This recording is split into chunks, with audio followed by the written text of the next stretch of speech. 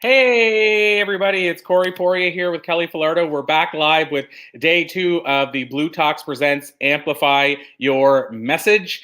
And for those of you that are joining us for the first time, if you're just discovering Blue Talks for the first time, all things Blue Talks, feel free to go to bluetalks.com. Again, bluetalks.com, and you can learn about all things Blue Talks. In a couple of minutes here, or I shouldn't say a couple of minutes, but shortly, I'm going to tell you about yesterday we mentioned Mark Sanborn was on live, and that he mentioned himself he'd be opening the doors to a Fred Fractor licensing program. So I'm going to tell you about that in a minute. But just also want to give people an update on the Blue Talks book series. If you've been following along, you've seen that we have. See if I have. Yeah, I made sure I have all 3 of them here, the right ones. But we have 3 books in the Blue Talks series now. See if I can get that on here. So we have, that's book number 1, book number 2, book number 3. And so we have 3 books in the book series. Kelly here, my co-host, helped in a big way launch these books. And all 3 books hit number 1 international bestseller status. And so I couldn't be more thankful to Kelly, but also it's just an update for everybody who has been following along with the books that they did all indeed hit number 1 international bestseller status. That's a good segue to say, Kelly, welcome today again. And for those that don't know, Kelly's, as it says right on her, I'm going to call it name credit below her, that she's a best-selling author strategist. So this is what she does, and the proof is in the pudding. 3 of the books, number 1 international bestsellers. So Kelly, welcome, and then like I said, I'll circle back to Mark, and then we'll give the floor to you. But welcome, Kelly, and thanks again for joining me today, and thanks for being here yesterday. You are very welcome. I'm so excited because we've got some amazing speakers, all week that have some incredible stories. So it's so much fun to put out this information for people so that they can learn how to amplify their message. 100%. And Kelly, you're going to do a presentation on the bestseller side of things and the book business. But before we jump further to that, one of the things I wanted to ask you, just more of an interview question about this, and after your presentation, we'll probably circle back to this as well. And you might be going to cover this too in your presentation. But for somebody that is listening right now, who maybe the reason they're tuning in is because they're getting ready to launch a book, or they're writing a book that they want to launch, can you tell us, and again, maybe this is in your presentation, but what is the number 1 thing you think people get right and the number 1 thing you think people get wrong when they're starting this process? Well, the number 1 thing that they get wrong is that they think it's complicated, and they think it's hard and it's difficult and time consuming and costs thousands of dollars. So those are the first things that people get wrong. The things they get right is when they reach out to someone like you or me who are able to teach them how to do it the easy way. So that's the thing that people do right. Like when people hire either yourself or myself to coach them to either be a speaker or be an author, that's one of the right things, because we know all the shortcuts.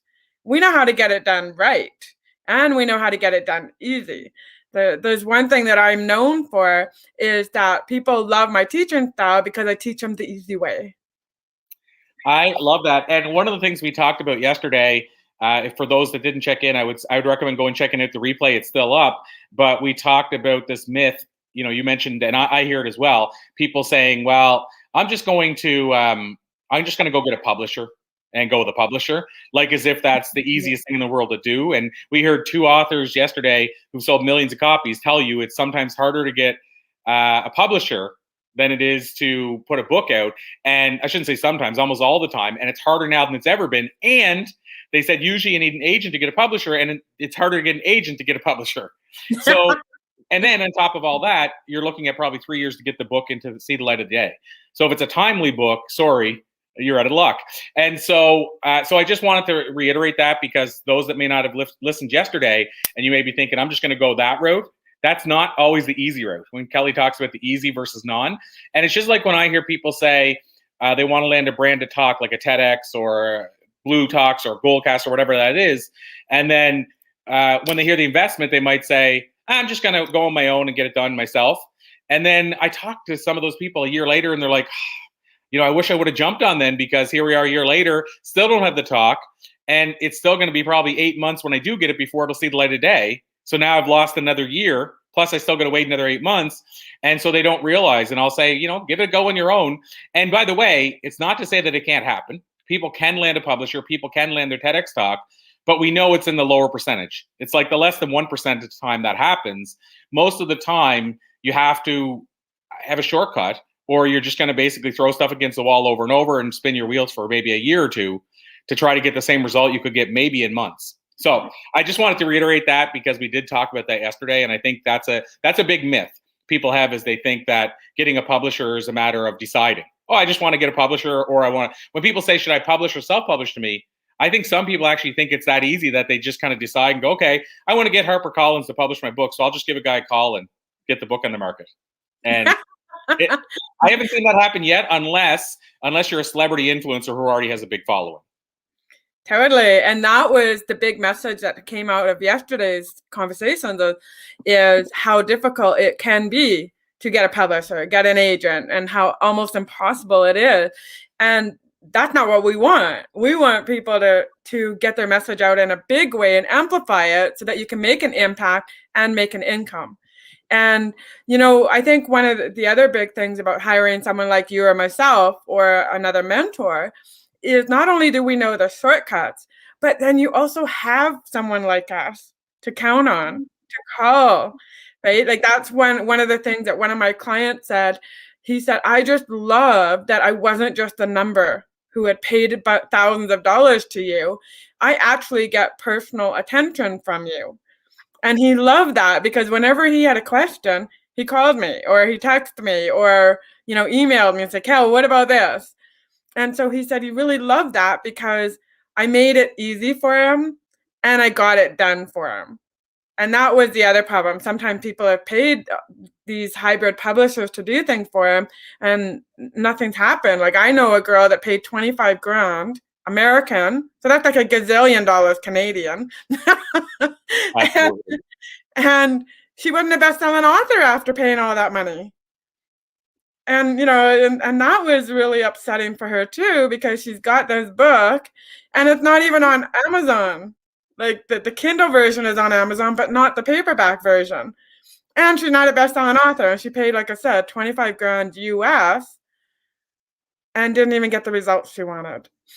And I would love to pretend that doesn't happen often, but it does. It does. To that point, one other quick thing I want to say, and then I want to let you take it away, but this is kind of a teaser for people to make sure if you're tuned in, keep tuning in. But I'm going to be interviewing John Lee Dumas today at 1 p.m. Eastern. And it's going to be a unique thing because we're going to have two interviews going simultaneously. But if you go to my page, you can watch either or, because the replay will stay up for the opposite one. First time we're ever doing this, and it's because of a hiccup I noticed in the schedule. But I like to go all in and not reschedule people. Having said that, one of the things I'm going to ask John about is I noticed his new book. Actually, I'll say his new book. I think his first traditional book.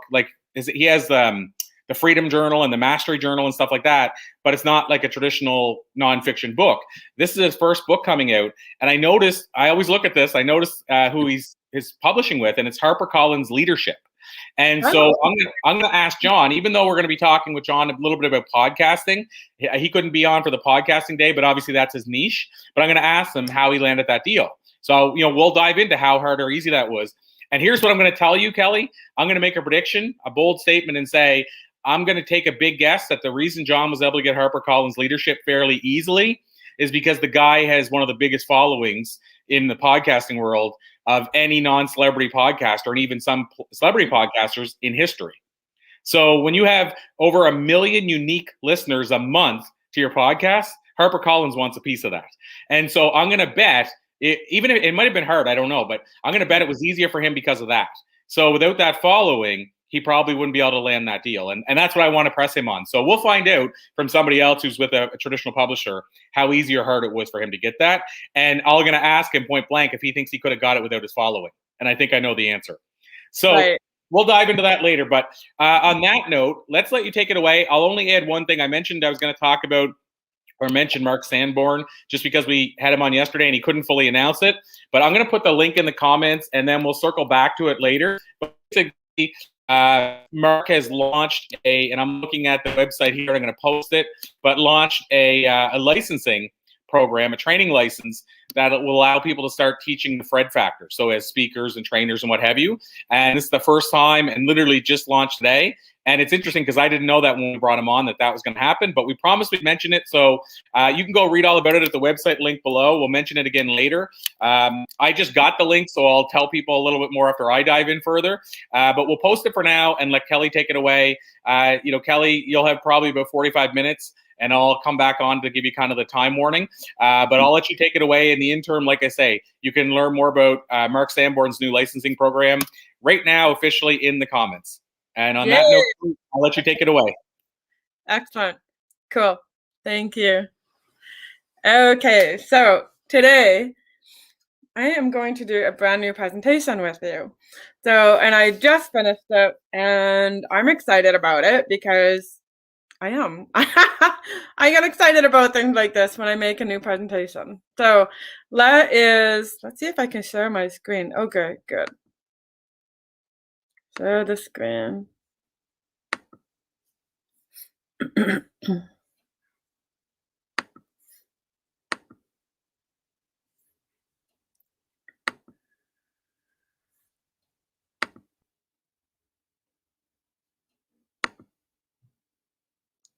Okay, so let's okay, so I'm excited. Let's make this happen. So today I want to share with you 3 ways that you can get your book started within 3 hours. Right, 3 hours. That's my promise for you today. Okay, I want to share with you those three ways. Okay, so you can get your book started. One of the number one things that people say to me is they don't know how to start, and they think that getting your book started is going to be very complicated, and it can be if you don't know these 3 things. So I'm gonna give you 3 ways to get your book started in 3 hours. Okay. So who is this presentation for? This presentation is for the person who they know they want to write a book. They don't know how to start. They just know. Whether they know they want to do it for credibility, or whether they want to create a legacy, or they just got this big idea that they want to get out to the world and they want to make an impact or an income. That's who this presentation is for. So you are the person that wants to get your book started, but you just feeling like you can't get that pen to paper. So who is this not for? Right? So the presentation is not for you if you want to know how to become a best-selling author. Okay? I just don't have the time to go into how to become a best-selling author. Okay? So this presentation is not for that person who is looking for the instant fix on how to become a best-selling author. Okay, that's in another presentation. So, or you can book a discovery call with me, and we can talk more about your dreams and your goals. Okay, but that's I'm not going to be able to go into that that process today. So, if you're still here, then that means I know that you're interested in learning how to get your book started, because before you can even become a best-selling author, you have to have a book. So if you don't have a book, you can't even become a best-selling author. Okay, so that's why I take people back to the beginning and let's get your book written. Okay, so I am a best-selling author, actually 7-time best-selling author. I actually at Christmas time I was named as the most inspirational person of 2020. I have coached, I don't know how many people. I've coached hundreds of people to get their book started. I've made, Corey, we just did his best-selling launch in January, and we launched 2 books at the same time. I don't recommend doing that. It can be very confusing at times, but it was awesome. So we did do it, and we did get book 2 and 3 launched in January, and they both became multiple number 1 in multiple categories. It was so cool to watch. And so anyways, I've mentored so many people to become best-selling authors. And it looks like I'm this amazing person because I've got the medal from the Queen. I won the Woman of Distinction, and now the most inspirational person. And all these things have happened to me. I've been to Africa, and I got to speak to a bunch of burn survivors there. But I wasn't always this way. If you would have seen me 10 years ago, you would have thought, who is this woman? Like, I was in a toxic marriage. I was almost bankrupt. Me and my husband were almost bankrupt at the time. I was contemplating a divorce. I had a car accident. A friend of mine committed suicide. Like, all these things were happening to me. And I still remember the day that I went home to my husband at the time. He's my former husband now. And I said to him, I'm going to be a speaker. And it was interesting because you're going to get to learn more about how I became a speaker from Charmaine Hammond and I when we do our presentation. And her and I, she's going to be coming on a little bit later. And you'll get to hear our story about how we connected and how she, pushed me in that direction to be a speaker. And at the time, I said to him, I'm going to be a speaker. And he said, who's going to listen to you? And, and I understand why he said that. And he said that because at that time, we were almost bankrupt. He was, didn't have a job. He told me to step up to the plate, and I was contemplating leaving him. And all these things were happening. And, I also had to go get a job, and I had the twins were still in kindergarten, where they were just going to start kindergarten. So I was a stay-at-home mom for 10 years. So I didn't ever think that my becoming a speaker and becoming an author could lead to so many incredible things over the past 10 years. I had no idea that my life story and my book, Still Beautiful, would not only become a best-selling book, but would also be a documentary about my life story. But what I want to share with you is that if I can do it, so can you. Okay? So my first book, No Risk, No Rewards, and I still remember my speaking coach coming to me and she said to me, Kel, now that you're going to be a speaker, you need to be an author. And she said, because that way, when people ask you to speak for free, you have a product to sell. Not only that, when people ask you to speak and they love your story, they are going to want to know more about you. And you can't always say a lot in a 20-minute speech. So we want you to have a book to sell. So that way, when they hear you speak and they want to take a little piece of you home with them, they can buy your book. And then the third reason that you need to be an author is because you want to establish credibility. Okay? It's one of the biggest reasons to be an author is to establish credibility. It's actually the fastest way to establish credibility is by becoming an author. And I thought, oh my God, I don't know how to write a book. I've never written a book before. I thought, there is no way I have enough content in me to write a book. That was what I thought. I thought there was no way, absolutely no way. There's no way that I can write a big book. And I also thought too, that to write and publish a book, it was going to take me years, right? Because I watched all those chick flicks where the authors take years and years and years to write their passionate novel that they want to write.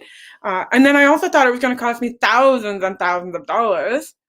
And at that point too, you couldn't just go to Amazon like you can now, right? Like you had to actually print up 500 books, ship them all to the different Amazon warehouses.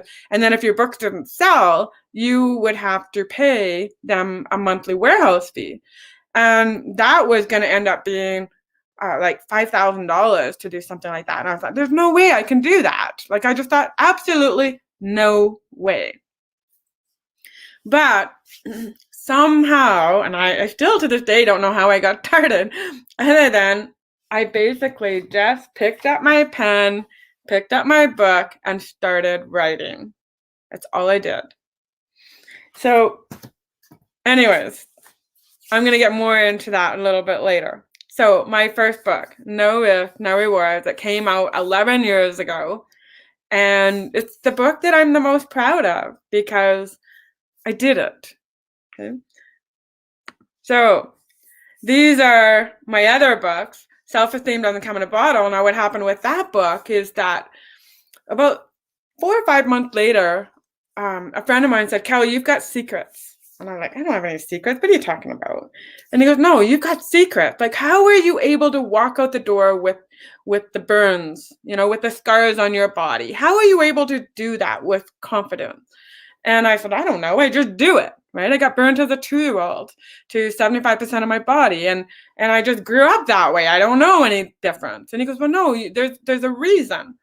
And you need to share those secrets.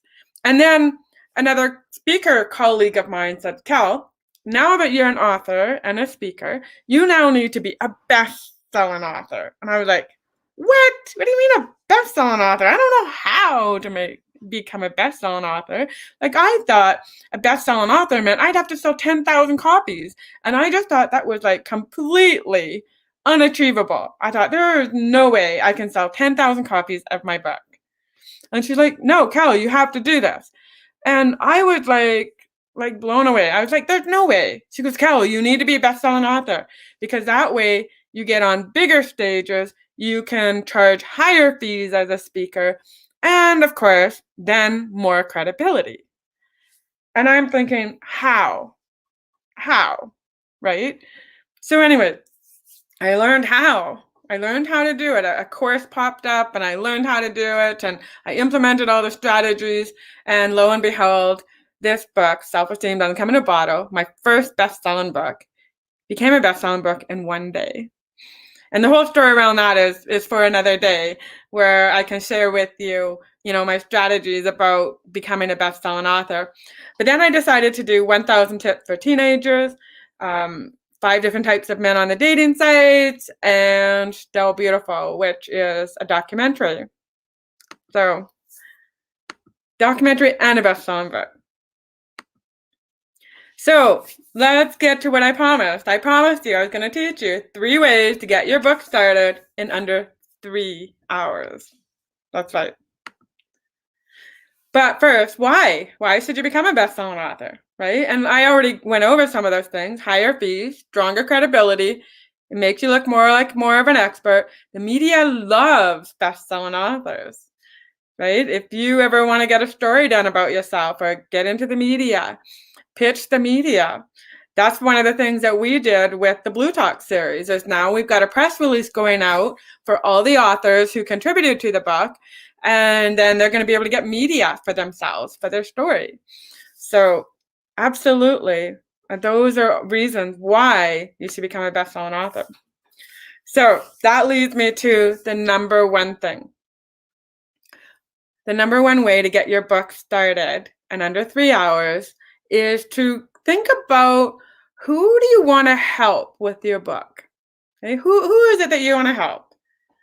Imagine that person sitting in front of you, and what I want you to do is brainstorm and just get like sticky notes, okay? Sticky notes or cue cards. And what you're going to do is you're going to write down 10 things that you'd want to tell them, and don't overthink it. All you want to do is write one thing down, put it on in a notepad or something like that. Then the second thing, the third thing. Now, here's how you can do it even deeper. So here's what I had to do.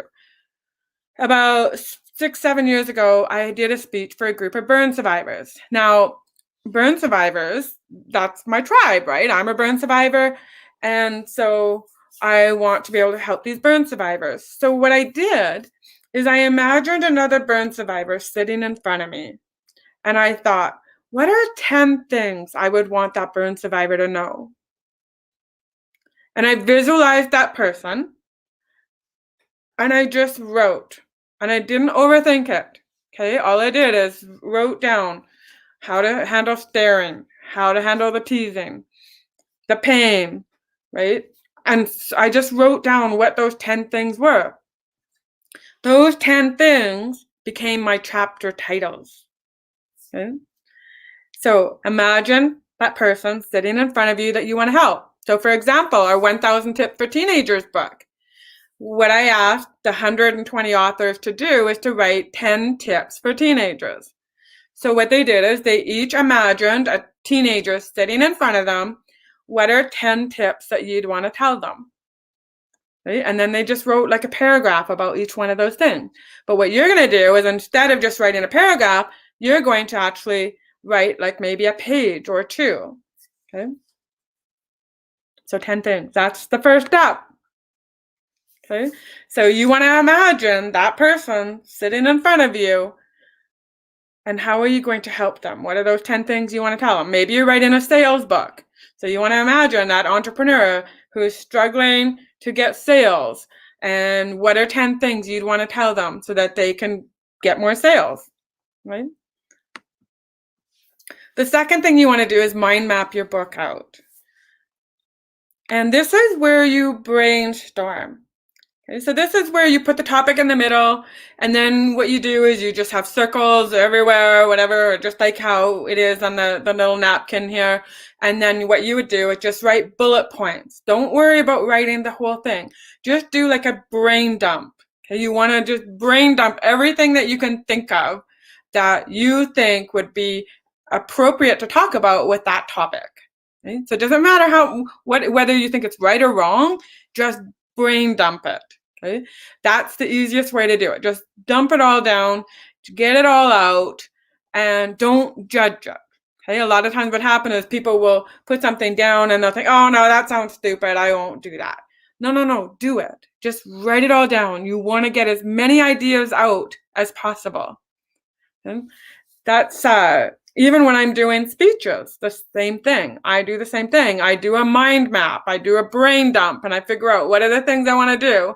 And I don't write my speech out word for word. I just write bullet points. So this is what you want to do with your book is mind map it out and write bullet points, like maybe 3 bullet points that you want to share for each one of those topics. The third thing you want to do is you want to record it. What do you mean record it? We all have smartphones nowadays, and every single smartphone has a recorder on it. So what I suggest you do is those 10 things that you want to tell people.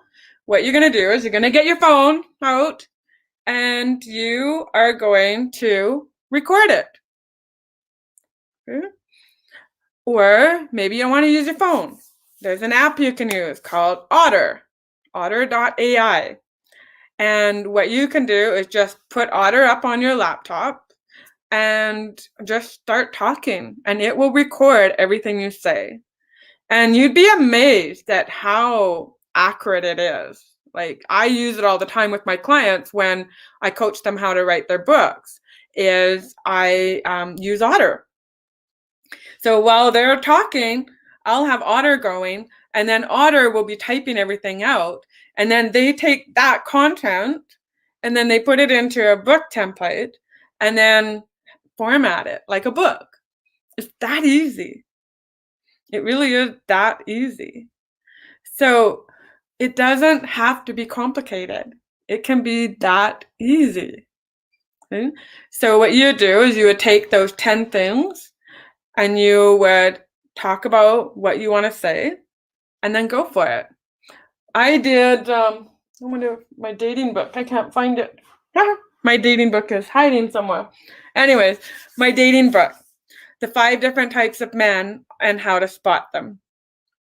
So what I did with the dating book is I did a Facebook Live video.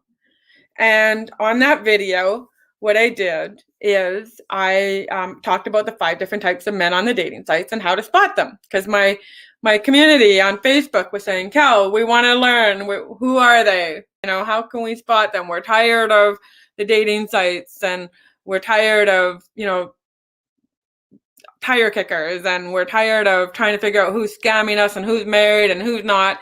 So I did this Facebook Live video. And in this video, I talked about the 5 different types of men on the dating sites.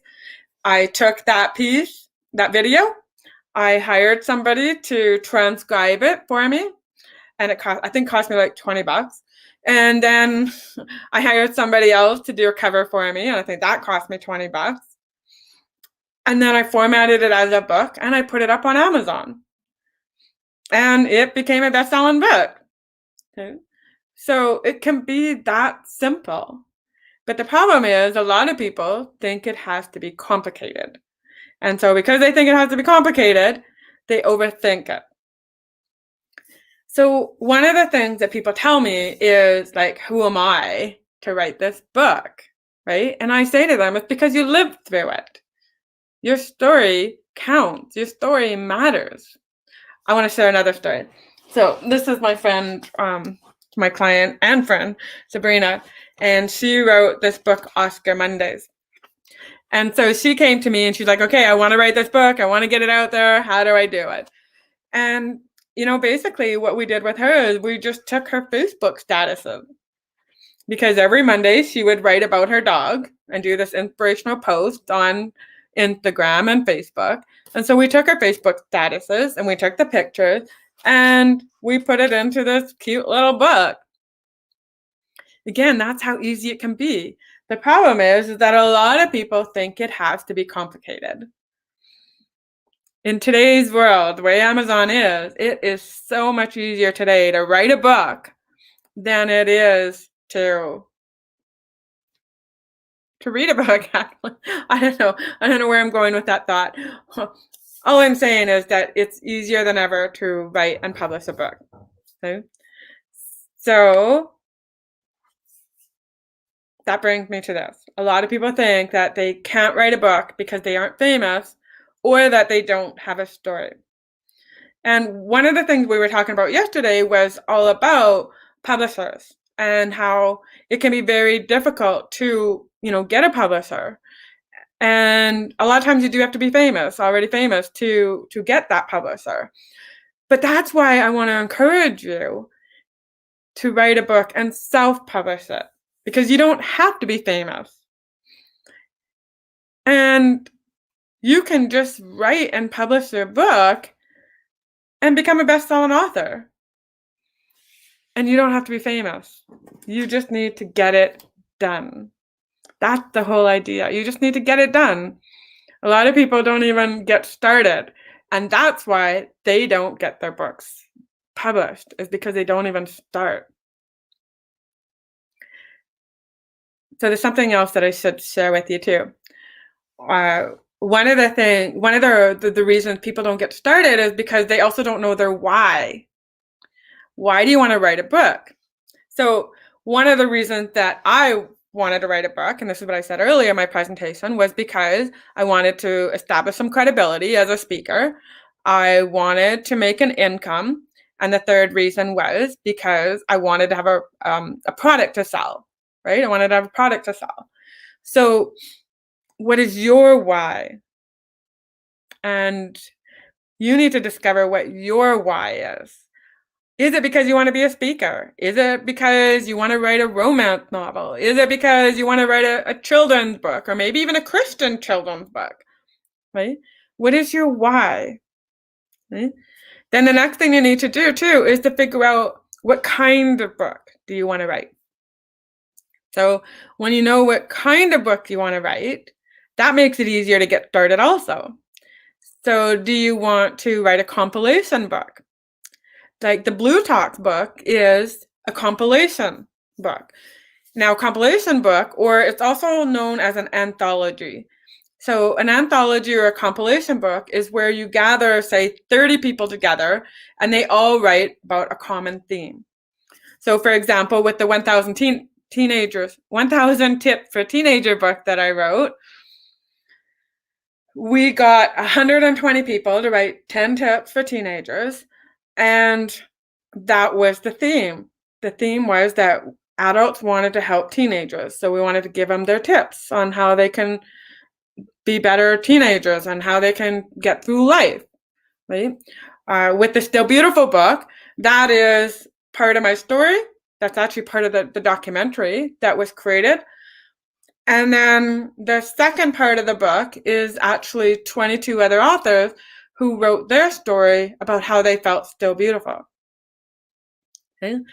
So that's one different type of book, right? A second type of book is a memoir. I find sometimes that a memoir can be one of the hardest books to write because a lot of times you're digging through your life and you're trying to go back into your life and write your story.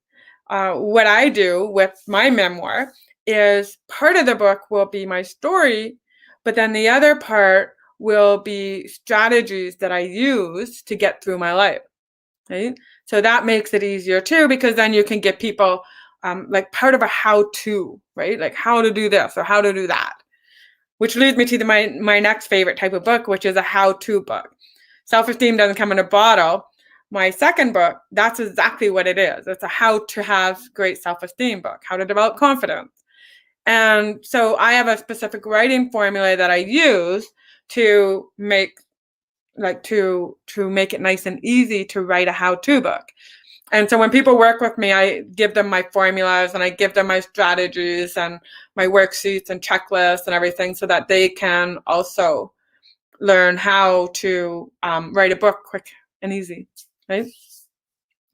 Another type of book is like a children's book.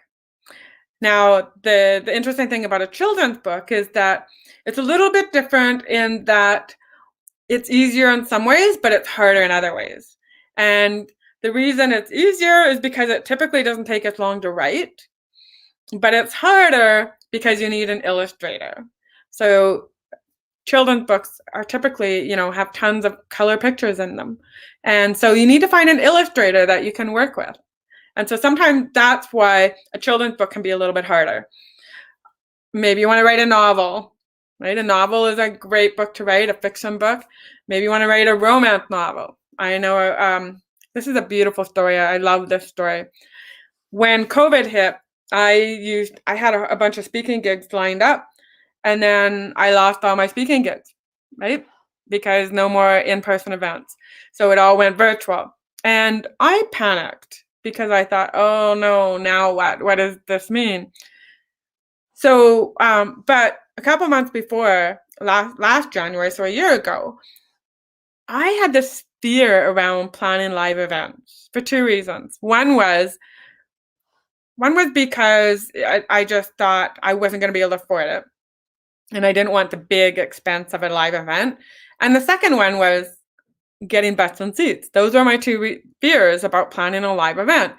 But everybody was telling me, Cal, that's where the money is. It's in the live events. So I said, okay, fine, I'll do a live event. So I did one, but I did it in a place in my friend's bar. And so it was free. The location was free, so I didn't have to pay for that. And then, we had like 30 people show up and we filled the place and it was awesome. So that gave me some confidence to do it. But then what happened is I thought, okay, this is good. Now let's go to another city and do it. And then COVID hit and we thought, oh shoot, we're going to have to do it virtual. And I, of course, panicked at that point too, because I thought, oh no, virtual, how are we going to do this? We can't do some of the exercises, but we figured out a way. And here's the beautiful story that came of that.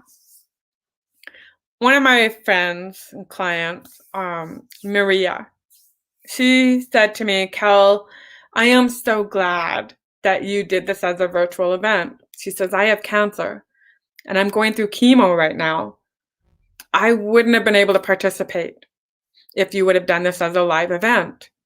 And she said, even though you didn't see me on camera, I was there. I was in my bed. I was sicker than a dog, but I was there watching. And I was learning and doing everything I could to, learn everything I could from you. And I said, okay, isn't that so cool, right? She's now a best-selling author. She published her book. She followed my 7 steps. She published her book, became a best-selling author, and now she's writing a series of 10 romance novels. And I just thought, oh my gosh, how beautiful is that? She's not famous. She didn't think she had a story, but she did. She implemented the 7 steps. And I have a very strong belief she one day is going to become famous. I just love her story. And I share that story with you because here's a woman who was going through cancer, going through chemo, and yet she did it. She did it. And she's a best-selling author. And she was so happy and grateful because she couldn't do her old job before. She was a house cleaner, couldn't do it anymore because physically can't do the work. And now she's following her passion of being an author. And so I share that story with you because if she can do it, so can you. If I can do it, so can you. It's just all about getting started. So these are some of my clients and their books. And I love seeing people succeed. I love seeing people get it done. That's what I want for you. I want to see you get it done because when you get it done, your book is your starting point, right? Your book is your way to get it started. And I know yesterday when we were talking about, some of the traditional publishers and how long it can be to take, or how long it can take to get your book done, it can take 2 years, 3 years to go with a traditional publisher.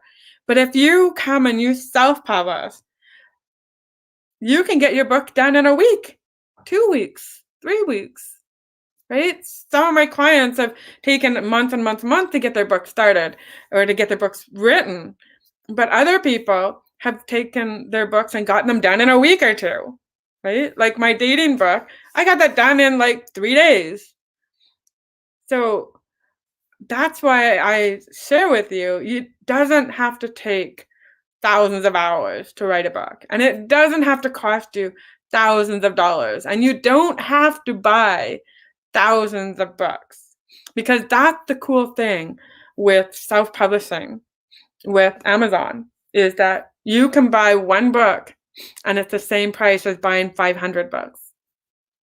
You can put your book up on Amazon, and then when Sally in California buys your book, it will get shipped to her automatically because Amazon will say, hey, KDP, go print this book and ship it to Sally in California. And they will do it. And then they'll send you a royalty fee or a royalty check. You have to reach a certain threshold before they give you the check. But the whole idea is that you don't have to inventory books. And that's what I love. I don't want to have thousands of books in my garage. I want it so that I can say, hey, you want my book? Go to Amazon. Here's the link. Buy my book. Away you go. You get the book delivered to you. So these are just some of my clients that I've worked with. And these guys are all best-selling authors.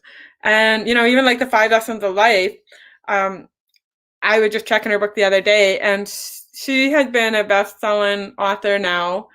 That book has been on the bestseller list for, 530 days. It was funny. The reason we know this is because we were on Amazon at the same time, and it said 525 days that her book has been on the bestseller list, and and that was last week. So yeah, 530 days or so her book has been on the bestseller list. So it's so cool. She followed my strategies and made it happen. Same with like Heal the Boy, Build the Man. Same thing. We did that launch. I think it was in June. Yeah, it wasn't. It was in August we did that launch. And same thing. That book is still number 1 and number 2 in some of the categories. So it's so cool to see. My friend Terry Mudrick that wrote this cancer book. Same thing. I taught her how to do it, and I did it for her. And we put her all in the right categories, and that's something that I do. That's my secret sauce, is researching categories and getting it into the right categories so you can succeed. And who else? Dr. Alan Leica, The Secret to Living a Fantastic Life. That book over here, another beautiful book. And he was actually my laser doctor, and he said, Cal, I know you're the one to call. I want this book to be a best-selling book. What have I got to do to make it happen? And so he now has a podcast, and it's funny because he's my laser doctor. He's actually in my documentary too, and now he is a best-selling author with a best-selling book, which is so cool. This is Maria's book down here, How to Find and Keep the Man of Your Dreams. She's the one I was telling you about that went through cancer. So you can see that these are just a few of the books that I've launched for people, and it is so cool to see each and every one of them become best-selling authors. And they are average, ordinary people like you and me, who came to me thinking, there's no way I can do it. But I made it easy for them. So yes, there's Corey's books, the Blue Talks books, and Blue Talks, the number 1, 2, and 3, all 3 books, all best-selling books, and it is so cool to see how they all became best-selling books. And we launched the first one in September, and did amazing with that. Hit number 1. I can't remember how many categories. It was a lot. And then number 2 and 3 came out, and we launched those in January. We did 2 books on the same time. It was crazy. It really was crazy. And I was up every hour on the hour watching Amazon to make sure that we hit the bestseller list and get up to number 1. And it was so cool to see at one point in one of the categories that all 3 books were number 1, number 2, and number 3 positions. So it was really cool to see. So we got 104 people who are in these 3 books who have these incredible stories about chicken soup meets TEDx. And if you ever want to do like a compilation book is probably one of the easiest books to get out there. And because you don't do all the writing, you get everybody else to do the writing. And the other cool thing about doing a compilation book is because you've got all those authors in the book, all of you are promoting the book. So that makes it great too, because it's not just you trying to sell all your books. It's all of you selling books, which makes it easier to get onto the bestseller list. So yeah, so cool to see. Hi there, my name is Michelle Underwood. I had the opportunity to work with Kelly over the last year after I lost my husband last July 2019. Shortly thereafter, I had decided that I wanted to write a book and had absolutely no idea where to begin. I had been following Kelly for quite some time as a speaker and as a writer and as a coach. And so I reached out to her, and she helped me write my book that published in May and became a number 1 seller on Amazon. And I want to say like 2-3 months even after the launch and the release of my book on Amazon, I also hit the top 100 again at like number 57. So Kelly was instrumental just in helping me gather information and organize information, lots of how-to information I received from Kelly. She is amazing in the fact that she knows how to coach, and she knows how to coach well. She knows how to help people when you're a little bit stuck. She has some amazing ideas, which I'm not going to share here. You'll have to reach out to Kelly to find out everything that she does and everything that she offers. I am on a new journey now to maybe become a public speaker. So I myself will be reaching out to Kelly again in the near future here as she helps me develop my abilities, I guess, to become a public speaker and get my story out there in more ways than just the written word. If you are even interested, even slightly interested in writing a book, please reach out to Kelly Falardeau, and she will be more than willing to help and assist and get you started in the right direction. Good. I just love Michelle's story. I was watching her on Facebook, and what happened is when her husband got diagnosed with a brain tumor, he had decided that he wasn't going to take treatment. And so every day, Michelle would post her feelings and what she was going through. It was like a diary, and she tagged me. And she tagged like 100 people on it. And so every day for 5 months, we heard these stories. And so one day she came to me and she says, she wanted to write a book, right? And I said, okay, well, I've already got your book started. And she's like, what do you mean? I said, well, take your Facebook statuses and make them into a book. But she expanded on it, right? Because there was a lot of stuff she didn't put in. And so that's what we did. And what she didn't know was that every time she tagged those 100 people, she was building a community of people who wanted to support her. And so when we did the launch, who do you think we went to? We went to those 100 people who were supporting her every day for 5 months. And so it was just beautiful watching her write this book. She actually checked herself into a hotel for 3 days to get it all done because, you know, at home sometimes she just had so many distractions she couldn't get done. So anyway, so this is what she did. She checked herself into a hotel and then finished up the book, and then we launched it, and she became a best-selling author. And so it's so cool to see that this is how she did it, and I'm so proud of her for getting her book done. So what I want to share with you is how you can grab the free blueprint at 7stepsauthor.com. And in this blueprint, it teaches you the 7 steps it takes to write and publish your book. Okay? So feel free to do that.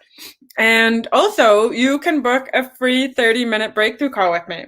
Okay? So there's the link, bookkelly.as.me/discovery. And you can get a discovery call with me, and then we can talk more about what your dreams are, what your goals are, and where I think I can help you, and what program I have that might fit for you. And let's help you get on that path of becoming a successful best-selling author. So, Corey, are you there? Yes, I am. Cool. Okay, I'm going to stop sharing my screen so I can see you, because I can't see you. It's all good, my friend. Awesome stuff. And of course, thank you so much for sharing. Always great insight. So I'm just turning down the volume on my other thing here. So, of course, still hear it a little bit. Anyway, we'll put it over here so it doesn't distract me. But yeah, so it's great stuff. And yeah, I mean, I highly recommend, obviously, you, and I highly recommend your work. And anybody who's looking to put a book out, I mean, it's something that they really should look at who they're going to work with, how they're going to release it, how they want to reach the market, why they want to reach the market, all those kind of things, because it's probably worse to pick the wrong person or do it the wrong way than it is to do it in the first place. Meaning, in a lot of cases with a book, you only get one chance. And so if you go with the wrong person, that, like you said, and spend maybe your whole life savings, the $25,000 you mentioned that somebody had spent that didn't make the bestseller list, they might be gun shy. They may not want to ever invest again. They may not want to go down the road again, and they still don't have a bestseller. And then if you go it on your own, you may get frustrated and say, wow, this book business is so much more difficult than I thought, and give up and not get the outcome you want, and maybe not even release the book. And so at the end of the day, I always say, as Kelly said, whether it's her or somebody else, make sure you have somebody to help you, because there's nothing more frustrating than going on your own. And there's nothing sadder than seeing somebody give up because they tried to go it on their own and then they hit the big roadblocks. And, I have to say, Kelly, just speaking from firsthand experience, I had to, like a lot of us, learn this the hard way. Because if I'm being fully honest and full disclosure with my career and journey, one of the things that I wish I would have done sooner and I would have clued into sooner is the importance of hiring the experts. Everything I did, I had to go the hard way and long way, like learning the speaking business. I foolishly went it on my own. I didn't hire a coach as soon as I should have, a peak performance coach. All these things, I did them. I did them, learning them on my own. And somebody might say, well, then, you still learned them. You still went that path. What's the big deal? But when you go that path, meaning the path of trying to figure it out all on your own and falling down manholes, you ultimately realize this isn't the best way. I could impact more people and serve more people if I had the shortcut and knew how to do it knew how to do it easier and was able to do it with somebody's help so they could guide me so I didn't fall down those same manholes that everybody else has fallen down. So I just wanted to basically put that out there, as that's why I'm such a big believer in bringing in the right people to your team the first time. And especially with something like a book where you may decide only to ever put one book out. So you want to make sure the experience is everything you hoped, because it's so powerful to be able to, for even legacy, to be able to say, I wrote a book about my life that my family can have forever, even when I'm gone. And it was an international bestseller. Exactly. I totally agree with you on that. You know, and the mentors or the coaches, they have those shortcuts that you need so that you don't have to do everything the long way. Right? Absolutely. You know? 100%. And so, you know, one of the things that I wanted to touch on, you mentioned that one of the people you worked with, what she did, I think it was Michelle, that she went to that group of people that was supporting her already. And I would call that your street team. And so I'm a big believer on setting up a street team. So that's one of the things, again, that I wish I would have learned earlier in the journey. But having a street team, and I'll dial into what that is in a second, but having a street team can change everything with a book. It basically take you from, you know, not feeling like your book is making any yardage at all to having basically a group of people that are out there to spread the word and gospel about this great book you put out. And so a street team, where I first heard of it, and I think it's where it first came from, was, you know, I was a big music fan in the 80s. And, you know, still a big music fan, but in the 80s, I was a big music fan. And as you know, Kelly, back in the 80s and 70s, music was more of a word of mouth thing. We didn't have social media to say, go check out this concert. And so where a lot of bands got their start is they would play at venues, especially in the bigger cities, and then they would get people, like maybe a fan or two that loved them, to stand outside and hand out flyers to their show. And, Right. and sometimes it might be the band themselves, but they would hire or get people. Usually they weren't paying them, but if you were obsessed with a band, you'd be like, oh, I'm so excited to be a part of handing out their flyers. And people would hand out flyers, like, let's say LA and the Hollywood Strip. You could walk down, or the Vegas Strip is another example, and get handed 50 pamphlets about shows taking place that night. If anybody's been to Vegas and walked down the Strip, it still happens. You walk down the Strip and they're handing you Cirque du Soleil things and everything that you could ever think of. That's kind of your street team. That, you know, in back in the day, that was the street team. You would get people, rally them up, and they would be out in the streets as a team handing out your stuff. Well, now the new version of that with social media, and especially with the book business, is you get them together in a group online rather than offline, where back in the day, you'd maybe have a phone call, conference call, and call all your street team. Now, basically, you for example, a Facebook group. You could set up a Facebook group for your new book with 100 people in it. And then essentially it's a closed group that you communicate everything you want them to do to help you with the book. And the ideal situation is you say, we're doing the launch on whatever date. I would love it if you be able to do this, if you be able to do this, or they're all doing the same thing. Like, could you all do a review of the book? Could you all do this for the book?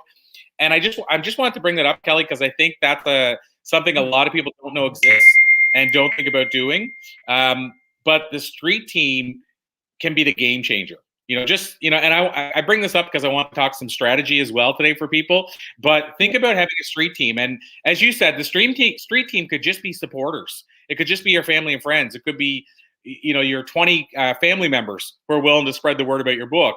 Basically, the street team is a team and a group that comes together to tell people about what you're doing.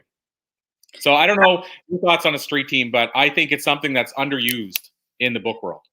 Absolutely. And I totally agree with you on that, because a lot of times we take on too much and then we think we also have to do it all ourselves. And I know that that's a big thing for me, is that I do most of my own work. And so sometimes it's hard to go and ask people to help. But those are the people who are going to help you, right? Like, they want to love and support you and they want to get out there, but you need to ask. And that's the biggest problem. And, you know, it's interesting because today when we talk to Charmaine, she's going to be talking all about the ask and how to sell boxes of books instead of just single books. And she's going to say the number one thing to do is to ask, right? And a lot of people don't ask. They don't ask for help to be on their street team. I can't speak today. What the heck? Well, and you know, I want to add in too on the street team before I forget to mention this as well.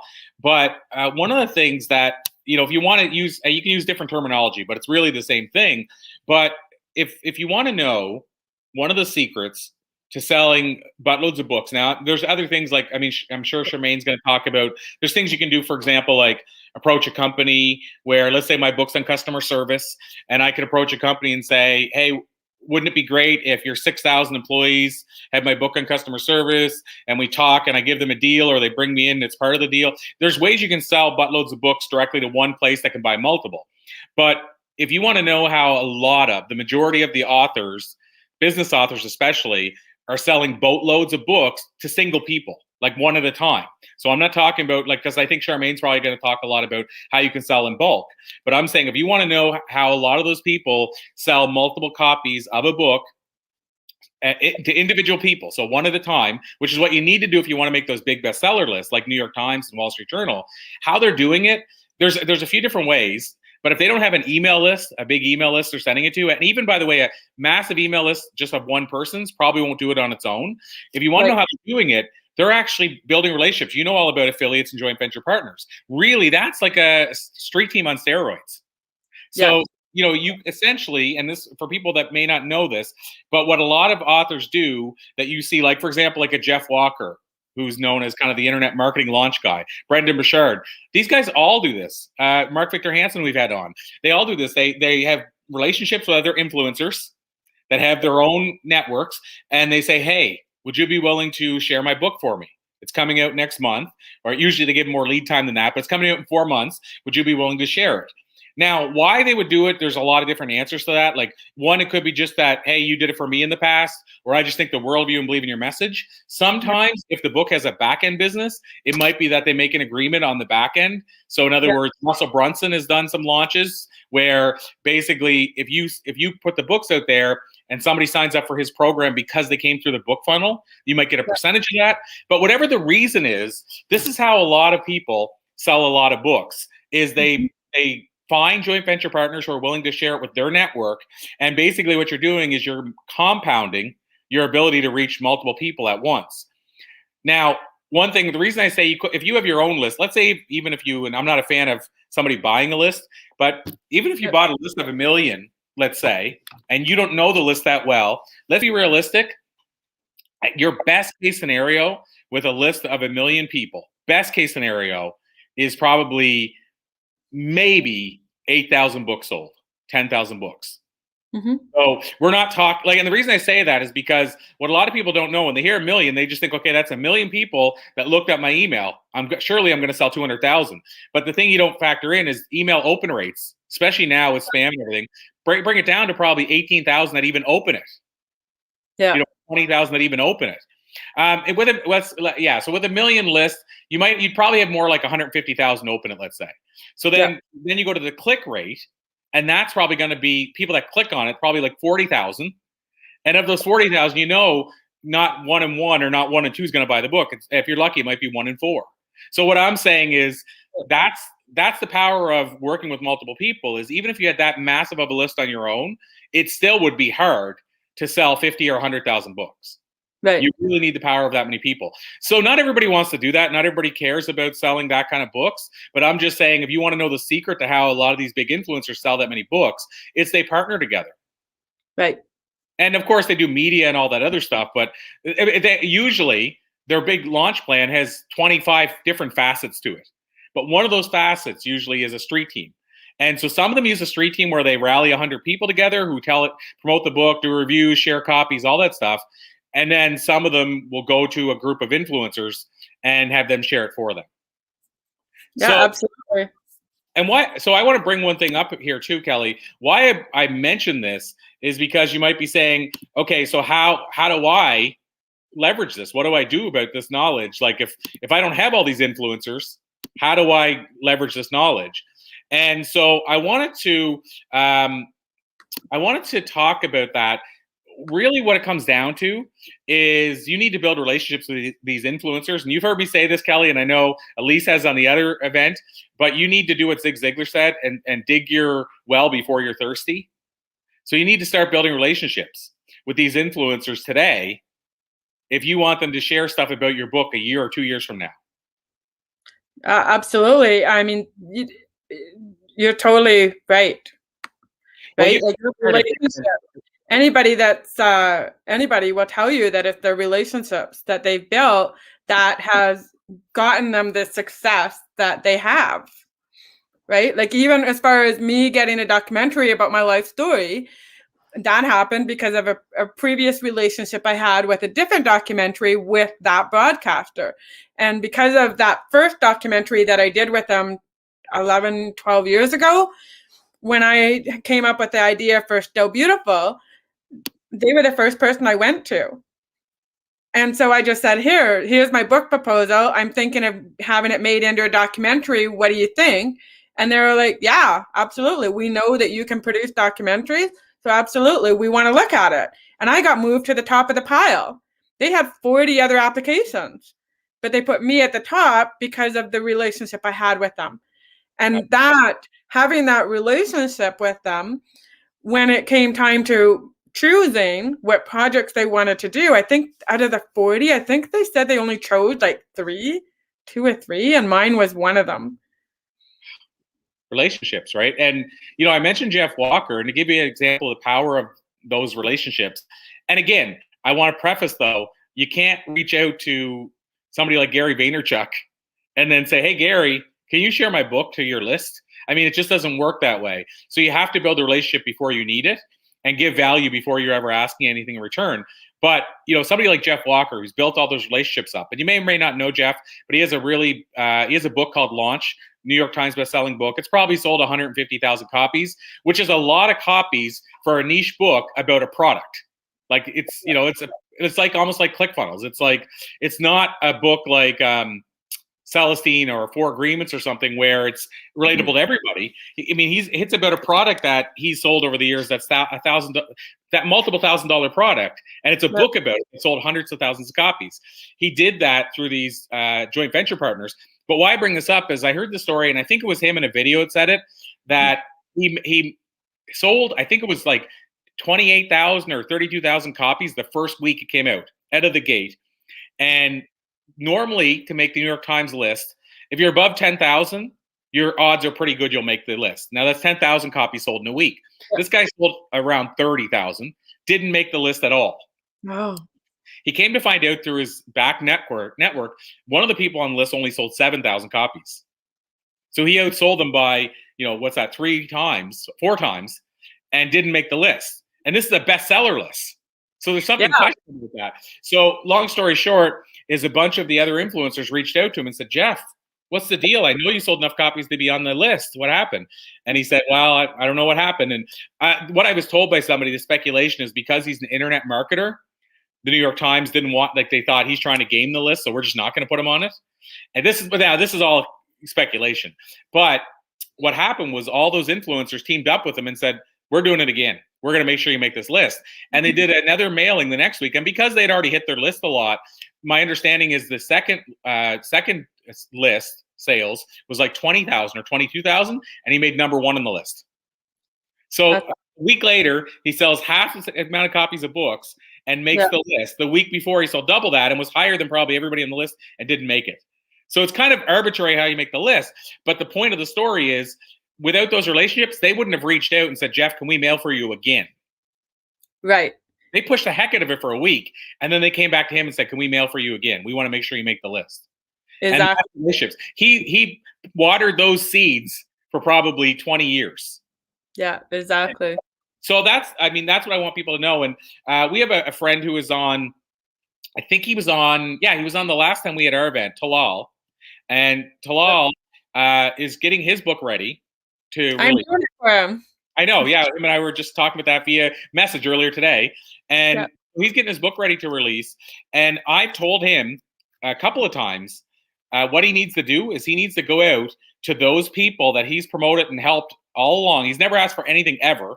And he's been a networker forever. He needs to go out now and start cashing in on those asks because he's never asked before. And this is his one time. I mean, he might only put out one book. So there's never been a better time to go to some of those people and say, will you write an endorsement for me? Is there any chance you would share it with your network? But he should be able to, my point of why I'm bringing this up is he's given and given and given and never asked. And now he's got those relationships. So it would be the time. for him to do that.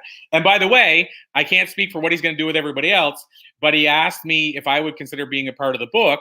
And I said yes, because of who he is. I don't do a lot of these often. I'm putting that out there because I don't want to get a lot of requests for endorsements or what I offer to do for him. And then he said, is there any chance you would write the foreword for me? And I don't do that often. I think I've done it for 2 people in my life, and I've probably been asked 80 times. And I don't do it often. And I wrote essentially the short forewords for the Blue Talks books and some of my own books, but that's it. And because it's a big commitment, and I don't want to agree to write in the foreword before I read the book, et cetera, et cetera. So long story short is I agreed to write the foreword. Obviously, I have to enjoy the book, but I will. I know I will. But I agreed to write the foreword, and that's not something I do. The reason I'm doing it is because he built the well before he was thirsty. He put in the time. He gave me value over and over again, never asked. And so now I'm willing to reciprocate and help him make the book a success. So I'll share it for him, and I'm writing the foreword. And that's because he did this. So never underestimate the value of relationships and building the foundation before you need to live there. It's funny because I was going to tell him to ask you to write the foreword. And so I've been working with him on it. And so it's kind of funny. I have read his book, and you're going to love his sense of humor. I already like his sense of humor anyway, so I know I'll like it in the book. But yeah, I mean, that's, you're right. I mean, it's one of those things where, and if you would have asked me, would you write the foreword for Talal, for whatever reason, let's say he didn't ask me, then I would still say yes, because it's you asking me. So it still comes back to building those relationships. And I think it's a lost art, but what I'm telling people is, like we said about building your email list now, don't wait until you need it. Do it now. Same thing with this. Build the relationships. Even saying, I don't know what reason I'm doing this for this person, or building value for them, or building a relationship, just know that someday it'll come back to you. Exactly. And it might be from them. If you do good for somebody over here, somebody here just randomly might do something good for you. And it's interesting. I remember with my first book, No Risk, No Rewards, and I asked a couple people to either write the foreword or give me a testimonial. And I was so nervous about asking them, because this was my first book, right? And I was like, oh, I don't know. And the one lady said to me, you know what? I'm so proud of you for being so brave to ask. If you hadn't have asked, the answer is always no. Mm-hmm. Did she say yes, by the way? Yeah, she did. Absolutely. She said yes, right? But that's the thing. A lot of time we just make these assumptions that people are too busy, or that we're not good enough. That's a big thing. A lot of time people think that, we're not good enough. So why would anybody want to write a foreword for me? Or why would anybody want to give me a testimonial because I'm not good enough? Right? And now more than ever is the time to ask, because with COVID, a lot of speakers or a lot of authors or a lot of people are looking for things to do, and they want to be involved in other things. So they love seeing that there's people like us who are doing the work so that we can succeed. Yeah, and to that point about the foreword and endorsements, I'm going to say it can be an actual marketing strategy. So you might think, why would somebody do the foreword? Why would somebody do an endorsement? If they like your work, if they like you, it's also marketing, because let's face it, the more that book sells, the more people see their endorsement on the book. So it is a marketing strategy. For me, it's a strategy, but it's also rooted in the fact that I want to preserve my time. But it's a strategy to not do it often for me, because I don't want to be seen on every one. But it's like, meaning I don't want to be seen on every book, because then it maybe loses some of its luster, if you will. But having said that, it also is a strategy to do it on a lot of them, because then people see your name everywhere. So, for example, over the years, you think about how many times you've seen Jack Canfield's name on the back of a book of somebody he knows, like somebody who's already an influencer, but you see Jack's name more than anybody. And it's, you see his name so much, there's a comfort with his name. So it can carry through either way. And, again, to the point of why would somebody do that for me? Now, you can say I built a lot of relationships over the interviews over the years. But if you look at who gave me the endorsements on the book that I approached, and I'm going to say probably 90% said yes. If you think about some of the names of who said yes, the most that I did for them was do an interview with them. You know, like I did an interview with them and then maybe met with them in person one time, and they might have liked what I'm doing work-wise, but you know, but you could think, well, why would they give me an endorsement? What reason would they have? And so, for example, John Gray from Men Are From Mars. You know, John was gracious enough to give me an endorsement for the book. Well, we've done, you know, 3 interviews together. I think we know each other quite well now. I gave him a copy of the book before I asked, so he would, you know, he had a chance to read through it. And so, and he told me he was going on a flight that day, so it was perfect timing. So what I'm getting at is that you never know who's going to say yes. I mean, if I would have went back, because Men Are From Mars is, you know, that book's a classic from what, 30 years ago. So I mean, whatever, 30, 35. So I was like 15 at the time, and I knew of that book. I hadn't read it, but I knew of that book. If anybody told me in my life I'd be able to get an endorsement for my book from him, I would have said lunch. Or then if somebody would have said that you'll be able to get the guy who wrote the Celestine Prophecy to write the foreword for your book, I would have said there's no chance. Biff Naked to write an endorsement, or T. Harv Eker. I mean, you know, these are people that I watched from afar going, you know, wow, I'm in awe of the work they do. But here's the point, Kelly. If I wouldn't have asked, the answer would have been no. And lo and behold, the answer ended up being yes in a lot of those cases. Exactly. So we've moved to a different area, but still, the point is endorsements is the same thing. If, as you said, you asked, and the lady told you, if you wouldn't have asked, it would have been no. So you asked, and you got a yes. And what I will say is 2 things. One, the more you ask and the more creative you ask, the better chance you're going to get some yeses. And then secondly, the more you build relationships, the more yeses you're going to get. Because you might build a relationship with one person who may or may not endorse your book, but they may also say to somebody else, you say to you, you should reach out to so-and-so and tell them I sent you. Yeah. And then finally, I'll say a strategy on this side is if you want to, like people always say, how do you get the big interviews? How did you get this interview? How did you get that interview?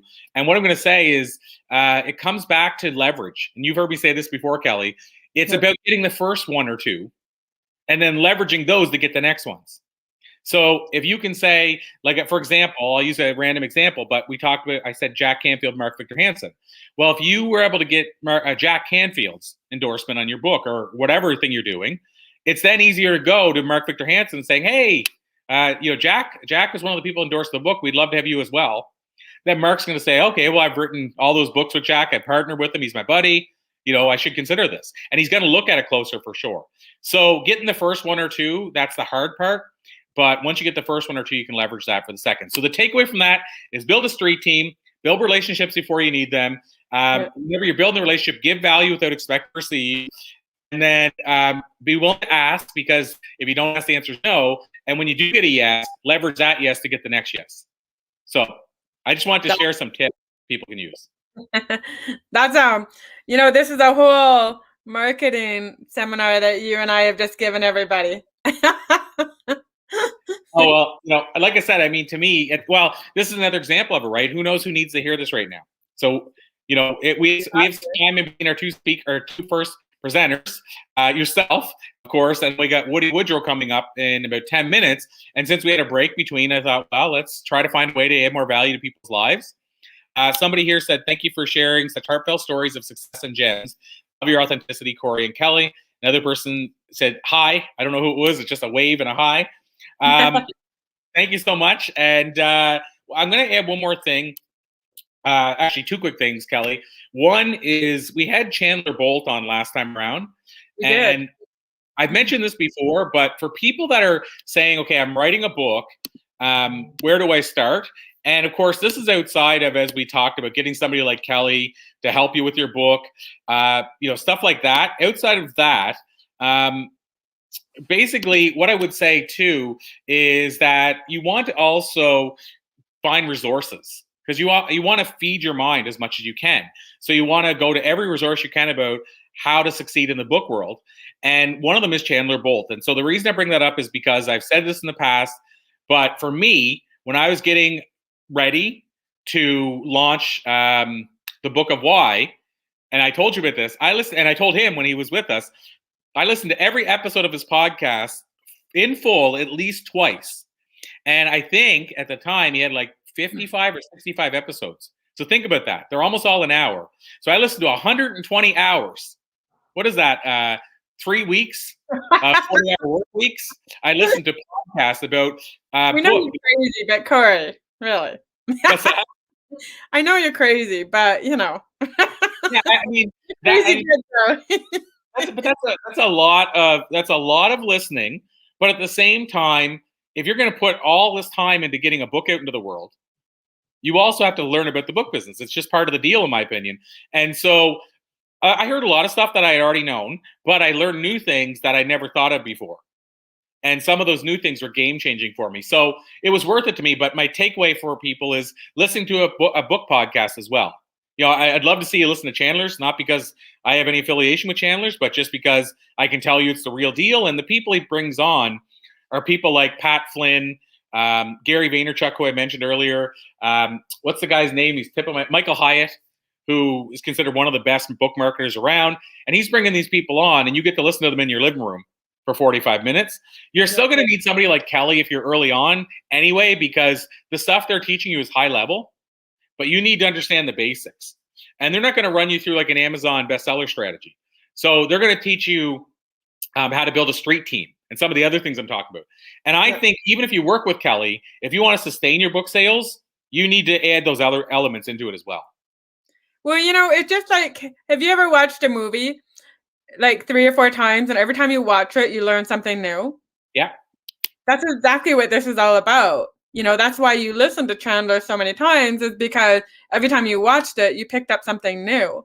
And so, you know, I'm the same way. Like, I'm following all kinds of other authors or best-selling author strategists and stuff. Like, I'm following these people because I want to know what is one thing I can learn from them that's going to make it better or easier for me and my clients, right? Like, I'm always watching what other people are doing.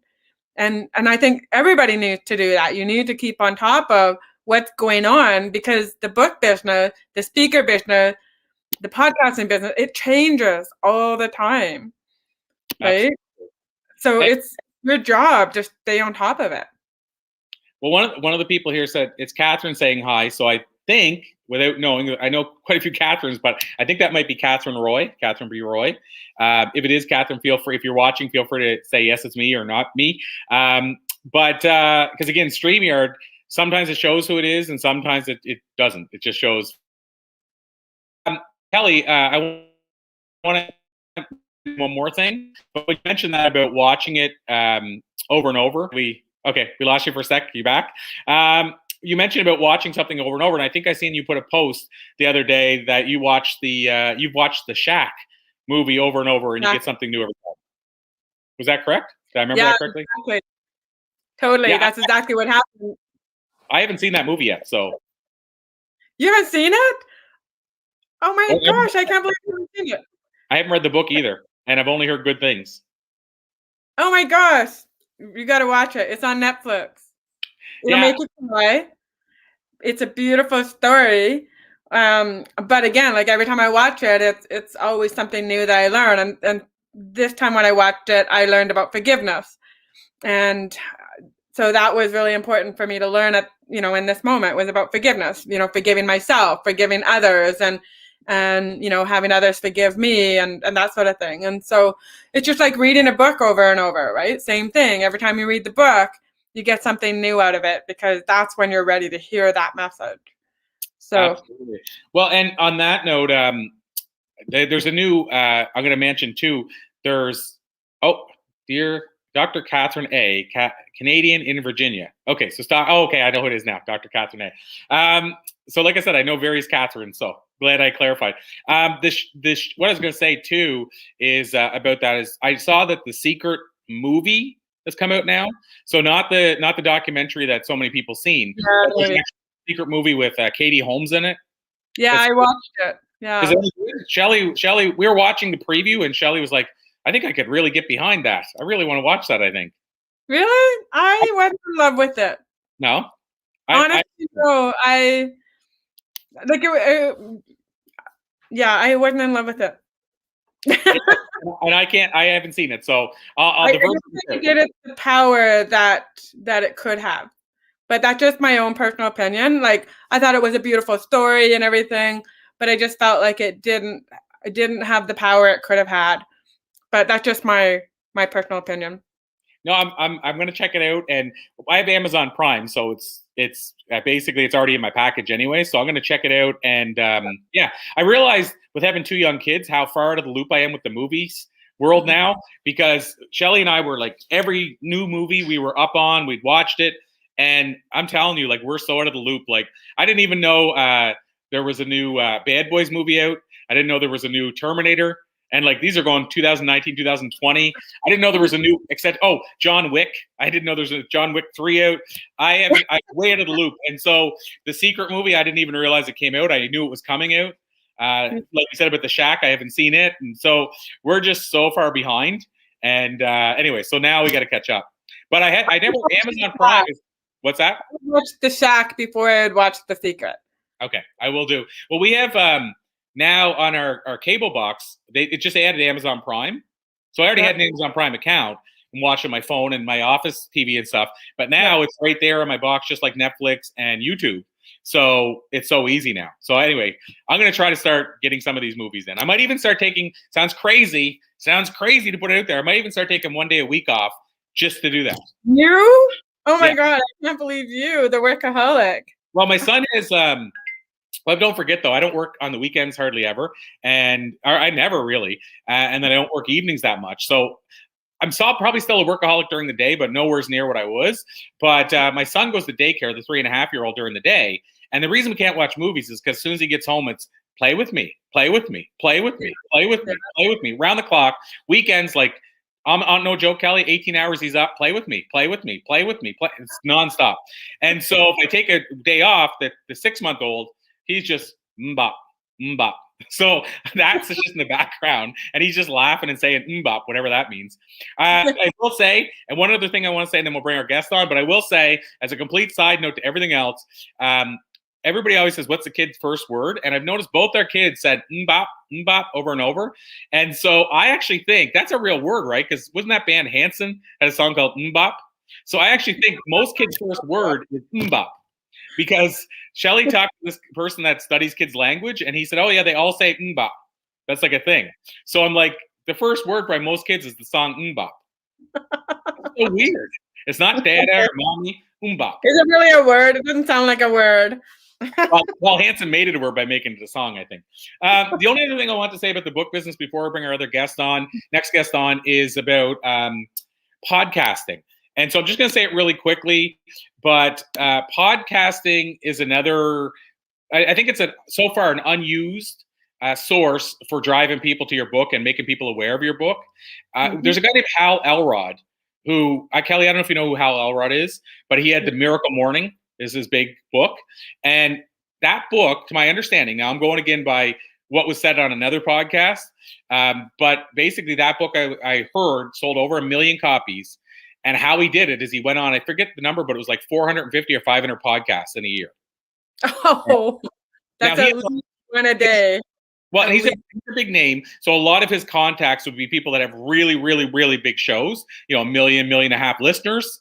So it does make it very conceivable. But he said the biggest, like he sold 1 million copies. And of course, he was doing other things, speaking engagements and everything else. But he said the lion's share of the numbers are from podcasts. So the takeaway from that is don't discount podcasts as a way to put your book out there. But also, I'm going to say be strategic. Because, and we talked about it yesterday, you can go on, actually, we talked about it in the New Media Summit, is where in our little group, but you can go on podcasts that have 100 listeners and 25 buy your book. And you can go on a podcast with 1 million listeners and have 0 buy your book. Yeah. So be very intentional about what podcast you're going on. Don't always make it about the numbers, but also don't go on a show that has 12 listeners that aren't even related to your book, because you're probably wasting everybody's time, realistically. Right. So anyway, I just want to put it out there. Another strategy you can make is to say, I'm going to do a podcasting tour. Line up 10 podcasting, 20, 100 podcast spots to talk about your book. So just put that out there as well. And do that sooner rather than later. Like, meaning if your book is at the stage where you're ready to work with somebody like Kelly, then start lining up the podcast interviews now, because bigger shows are going to want 3 or 4 months lead time to get you on the show. And as we talked yesterday, you probably have an 8-month window for your book, like the real core time where everybody wants to talk about your book. 4 months before it's released, then while it's released, and then 4 months after. So 8 months to 12 months. So get the podcast lined up accordingly. Work backward. On that note, we reached the time right to the minute when we would bring on our next guest. We had a bit of a break. Little break. I'll be right back. Okay. Well, I'm going to bring him on if that's okay, Kelly. Okay. Hello, my friend, Woody Woodrow. What's up, Corey? Nice to see you, brother. Yeah, feelings mutual. And this time we can see you. You're not like Twilight-ish, like vampire. Yeah, no kidding. Here, let me actually make it so I'm full screen with you. See if I can do that. Oh, yeah. There you go. Yeah, way more pro. You remember last time you were like... Dude, I was like scrounging. I had a technical malfunction. I had to borrow a friend's computer. He had some weird setting. I looked like I was all monochrome and from like Avengers or something. It was wild. Yeah, it was. I don't know why, but it made me think. Well, I guess not. I was going to say it made me think more of what's that show called? Paranormal, but Paranormal Activity. Yeah, Paranormal. Yeah. To me, it looked like the Paranormal Activity or the whatever that other show is, where the ghost hunters or whatever. That's what you looked like to me. Like you were wearing they show that's that color they use to go chase ghosts or whatever. You were in that color. Anyway, that's so good. So we can see you today. And I think Kelly, you were on last time as well, right, Kelly? Pardon me, sorry? You were with us last time when Woody was like monochrome. Was it you? Yeah, that's great. Yeah. We had a hard time seeing him. Yes. Yeah.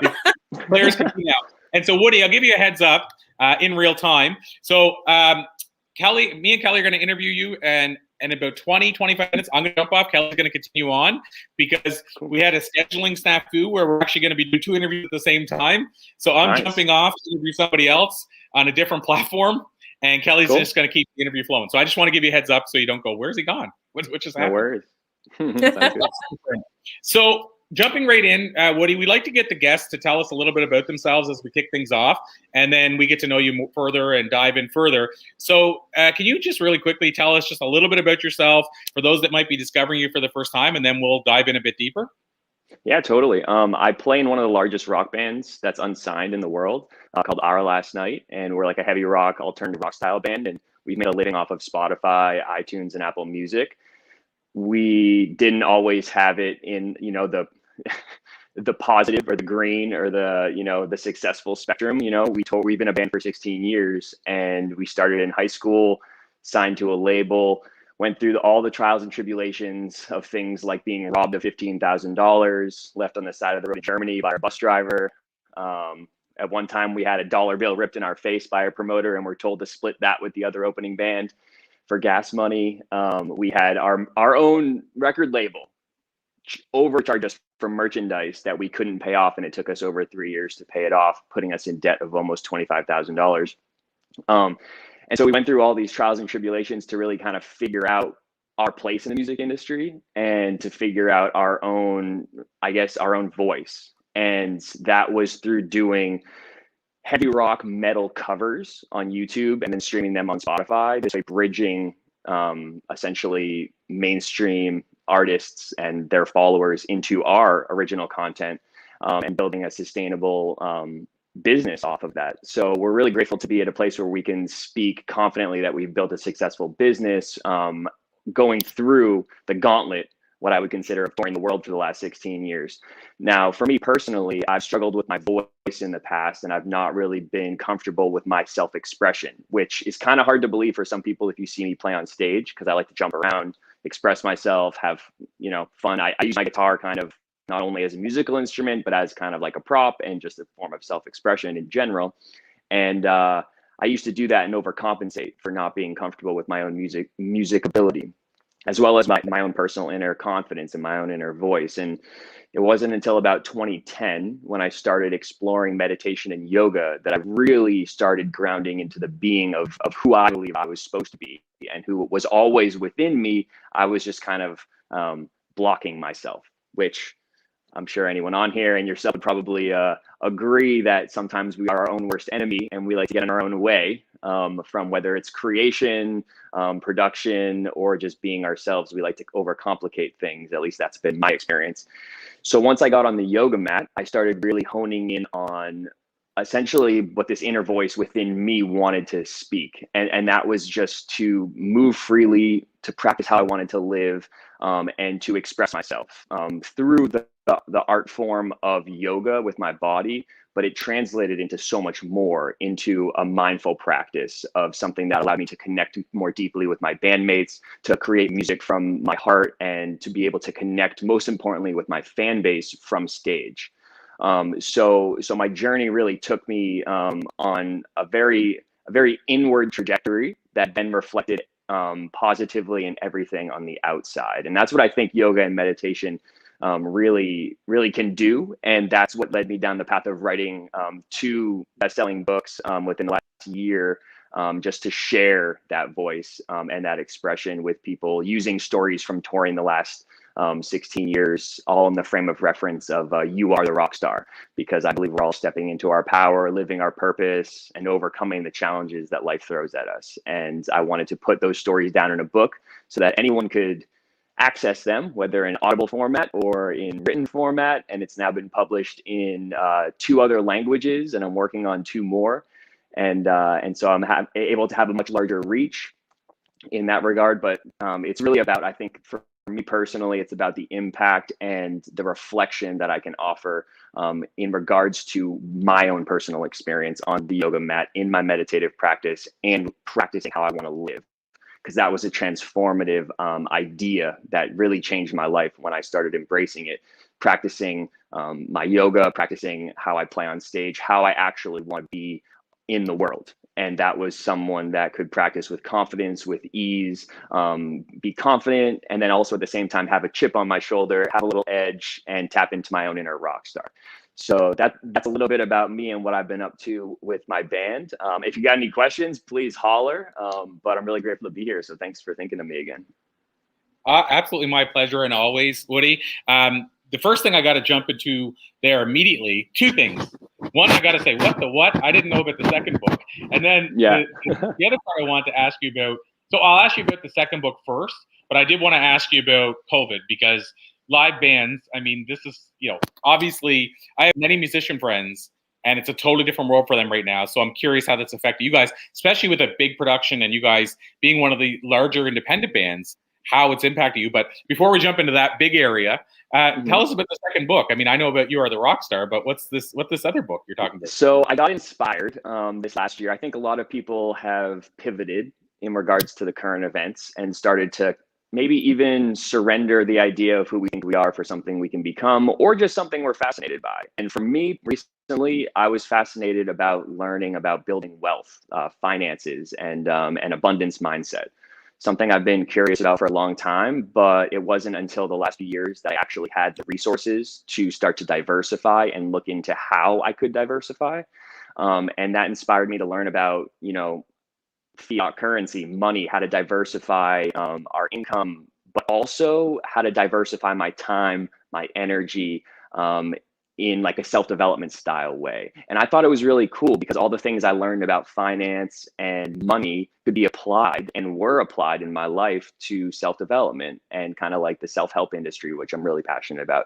So I decided, I had a couple intense experiences in my life that I'm still processing, but I was able to channel those into something positive. Kind of like, how you can choose sometimes the next best emotion. If you're coming from a depressed place, it's not about trying to be happy. It's kind of about maybe you choose to be angry, or you choose to be, sad instead of depressed. And I started climbing up that ladder a little bit, from going to more of a depressed place to being a little bit angry, to then being frustrated, to then just being like, kind of no F's given. I'm just going to go for it. And I don't care if I'm not a financial advisor. I'm going to share the things I wish I learned in high school about finance, money, and building abundance mindset. Because realistically, it's all about the relationship with us, which is why I loved it so much. But I wanted to share that because we're not taught it in school. And the stuff I was learning, I was like, why did I learn calculus or pre-cal or all these things when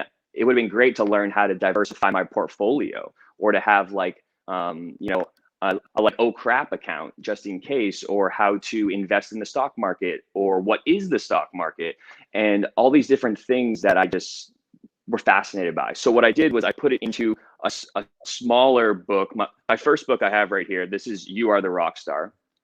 Step into your power, live your purpose. This is my personal like heart and soul right here, and this is this is something that is a guide to anyone who's looking for kind of light on their life path in regards to their own personal creativity, voice, expression, and how to build a better relationship with yourself. Really passionate about that one. And then this is the one. So this is the recent one. It just came out a couple months ago. It's called You Are the Rock Star, and it's called Finding Your Financial Flow. So of course you got like the yoga reference in there, of course. But this one is all geared towards money and building wealth. But it's one of those things that you disguise as it's about money, but it's really about you. And that's what I'm really clear about in the book, is that it's nothing really to do with money in itself. It's everything to do with the relationship you have with the idea of money, because it's a construct. And it's also necessary. It's not one of these things that we can be all spiritual people and just say, oh, money will just come to us. It's about taking action to go after it, but realistically aligning our mindset with things that are more abundant and things that allow for possibility rather than constriction and contraction. And so in the book, I have some really fun exercises where I start giving people checks at the end of each chapter, like imaginary checks, where you practice expanding your consciousness around spending those checks at the end of each chapter. And this was a practice that I did that changed. It was game changing for me. So I put affirmations in there, exercises, and just pretty much like a like foundational 101 finance course that I wish I had when I was a younger adult, but now have, and I'm grateful to have it. I just want people to get a leg up from where I was back in the day, if that makes sense. And you can check it out right at that website. So I appreciate it. I appreciate you putting up there. It's just youaretherockstar.com. Both books are available on Amazon and Audible. I recorded the Audible audiobook, and it turned out really, really cool. Always a fun experience to get on the mic and to and to record yourself for hours on end. So yeah, that's the second book. Appreciate you asking, bro. I'm really excited about it. I really love that, what you're doing, Woody, because like I have a daughter who's 22 and I have twin boys that are 17, almost 18.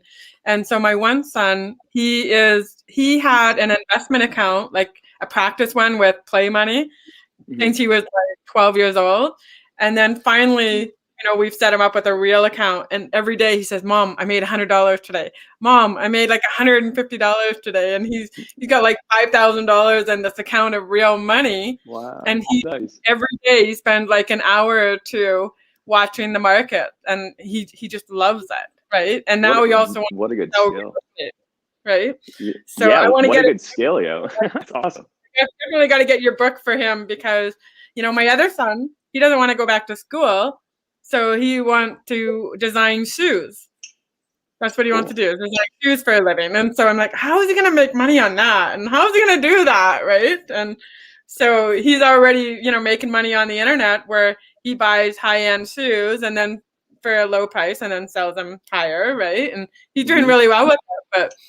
But, so I'm definitely going to get your book for the boys. I think that'd be awesome. I'm honored. Well, thank you so much. I appreciate that. I have to say, since I was already on the website anyway, I just ordered myself a copy. And what we're going to do is, I'm just going to put this out there now. We're going to actually offer up, I'm going to offer up and grab 2 more copies. I mean, I'm getting that copy for myself, but I'll order up 2 more copies. So we'll run some sort of contest this week, because the event goes on till Friday, and we'll run a contest to find a way to draw for 2 copies of the book. So thank you, bro. And I mean, honestly, we can extend that to audiobook formats. So why don't you, like, if you want to do 2 physical, I'll raise you two audiobooks. So we can choose 2 other winners also, and I'll send them download codes to the audiobook, because I know a lot of people prefer to consume an audio format. So let's just do 4. Let's just double it right there. Sold. I'm probably going to do a 10 book giveaway this time, and in general, I mean, so we'll do yours, and then unless I get somebody else on, I'm like, I'm going to get yours, then we'll do some of our Blue Talk books, and you're in one anyway, so you'll technically be. Sure. So, but either way, I just want to put that out there. So, okay, we have 4 copies. We'll figure out a way to do a draw for them. So, Woody, I told you the other thing I want to ask you, because I probably have about 5 minutes left before I let Kelly take right over. And I'm going to take the You Are the Rockstar down shortly, only because while Kelly's on, if the next guest comes, it'll still be up there the whole time. And no worries. But I wanted to ask you, though, the pandemic question I had, Woody, because again, I have many friends, musician friends. I mean, I was a musician for a lot of years, doing it part-time, always a side hustle, never at the level you guys are doing it, but did the summer tours. And obviously, if I wasn't doing a live show, and or selling CDs at the live show. No money was coming in. So I'm curious, how has it impacted your band to kind of be taken, I'm sure, taken off the shelf? Like, I'm sure you guys haven't been able to do any live shows. So how has it impacted your band in general, the pandemic, and what have you guys done to pivot? Great questions. We honestly are very blessed to have already planned on having taken last year off because two of my bandmates had children. So we had already planned on really increasing our online social media presence and YouTube presence, as well as releasing a bunch of songs, just content. I think, we released a full length album and then, a handful, if not, we released like 15 to 20, like almost cover songs. So within the last year and a half, we've released, a lot more content than a lot of bands create in a year and a half. And we were really grateful so it didn't really hurt our presence too much because we had planned almost for it. And it was very synchronistic as much as, it's obviously unfortunate, dark experience. And a lot of my friends are really going through it, especially ones that like rely on touring, whether they're like stagehands or, guitar techs or sound guys or just other musicians. Yeah, a lot of people are totally impacted by this and having to pivot and think out of the box. For us, we've just looked at it as a place to reallocate energy and focus even more so than we already had planned.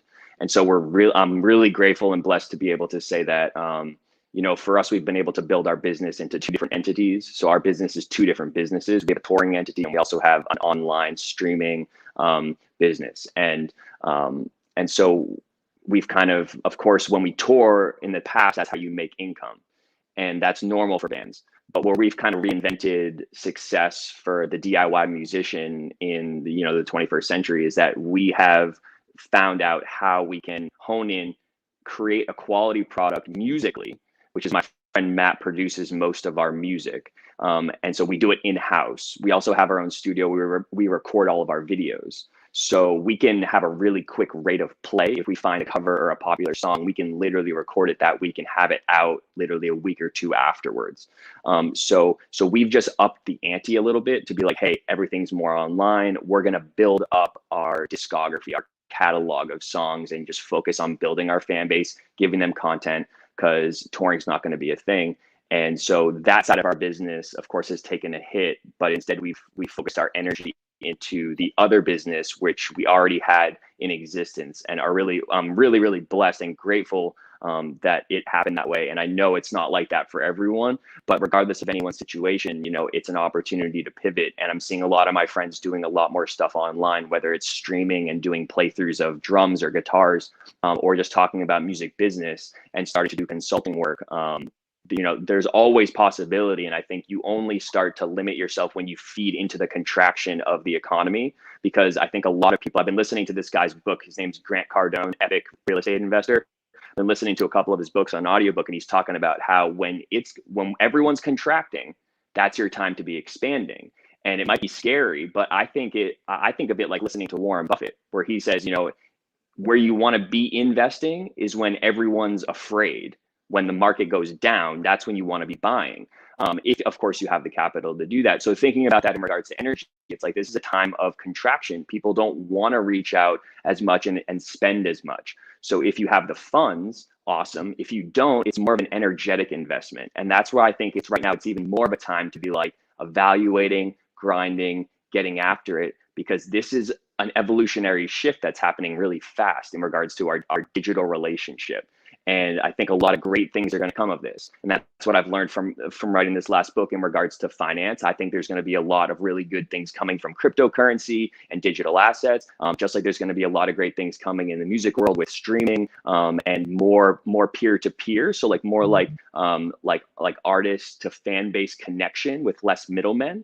And that's really what I think would be important to look into if anyone listening right now is kind of in that situation, to just like look at the ways that you can evolve with what's going on and expand into it, while everything seems like you want to contract and restrict.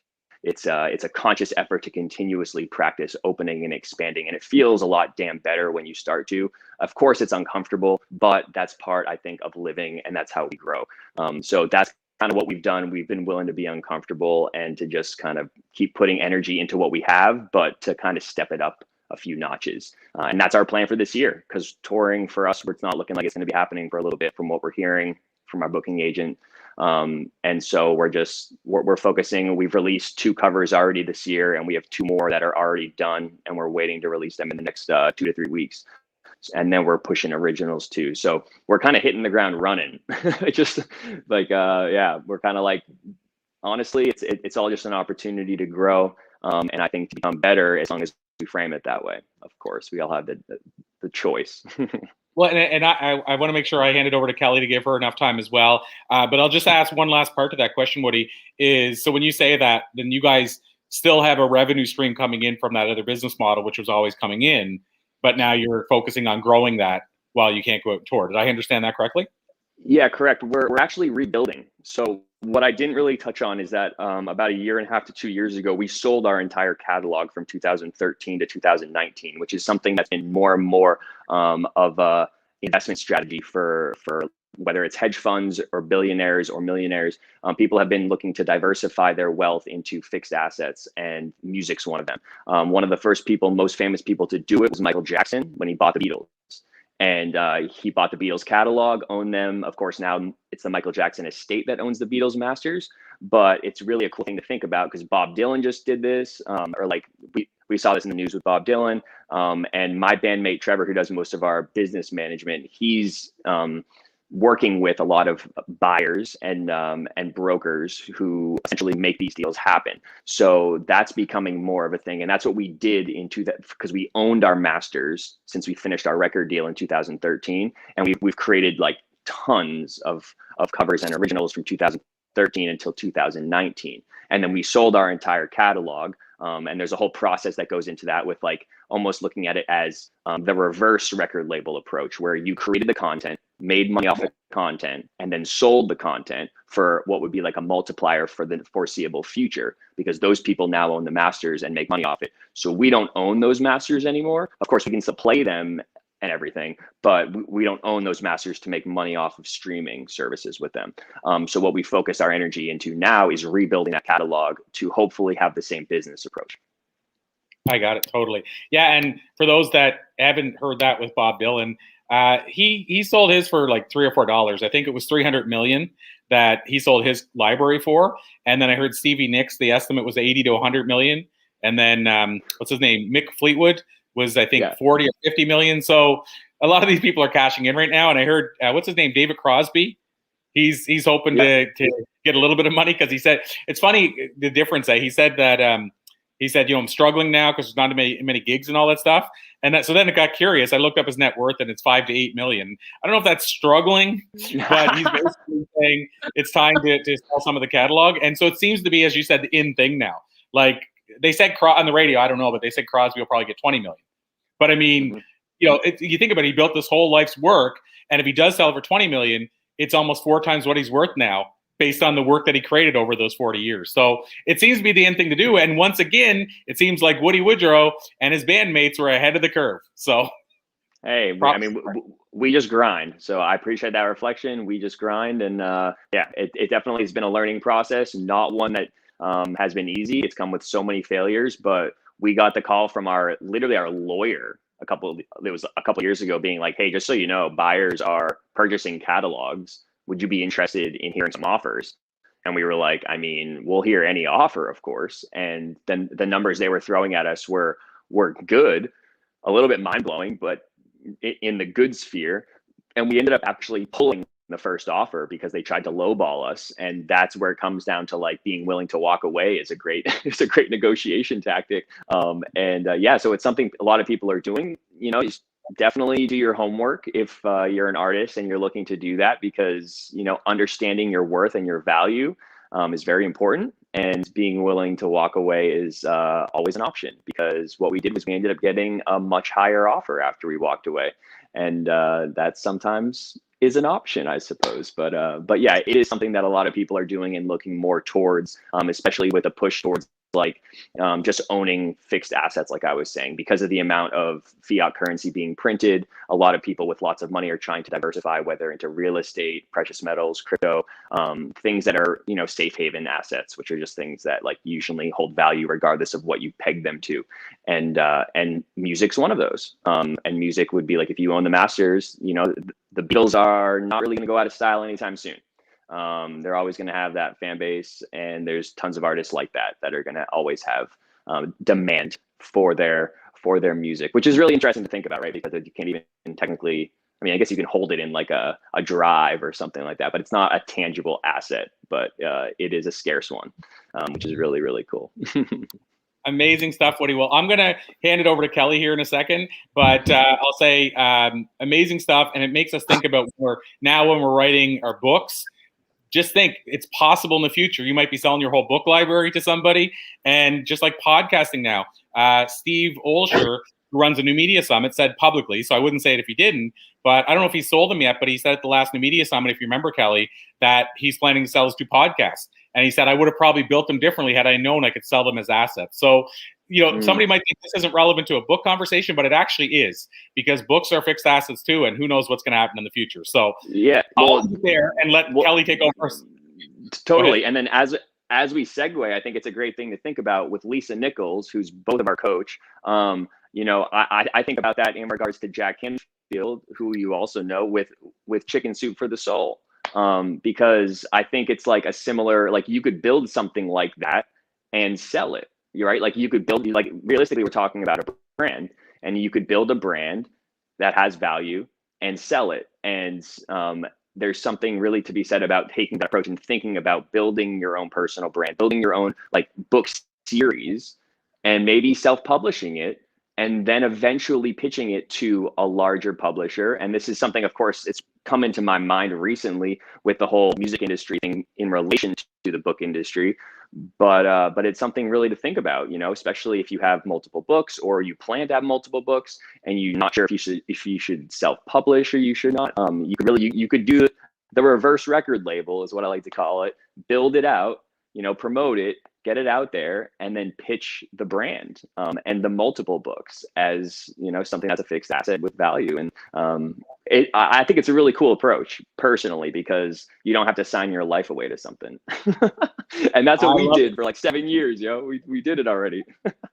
Love it, my friend. Well, Woody, it's always a pleasure. I appreciate you. I thank you.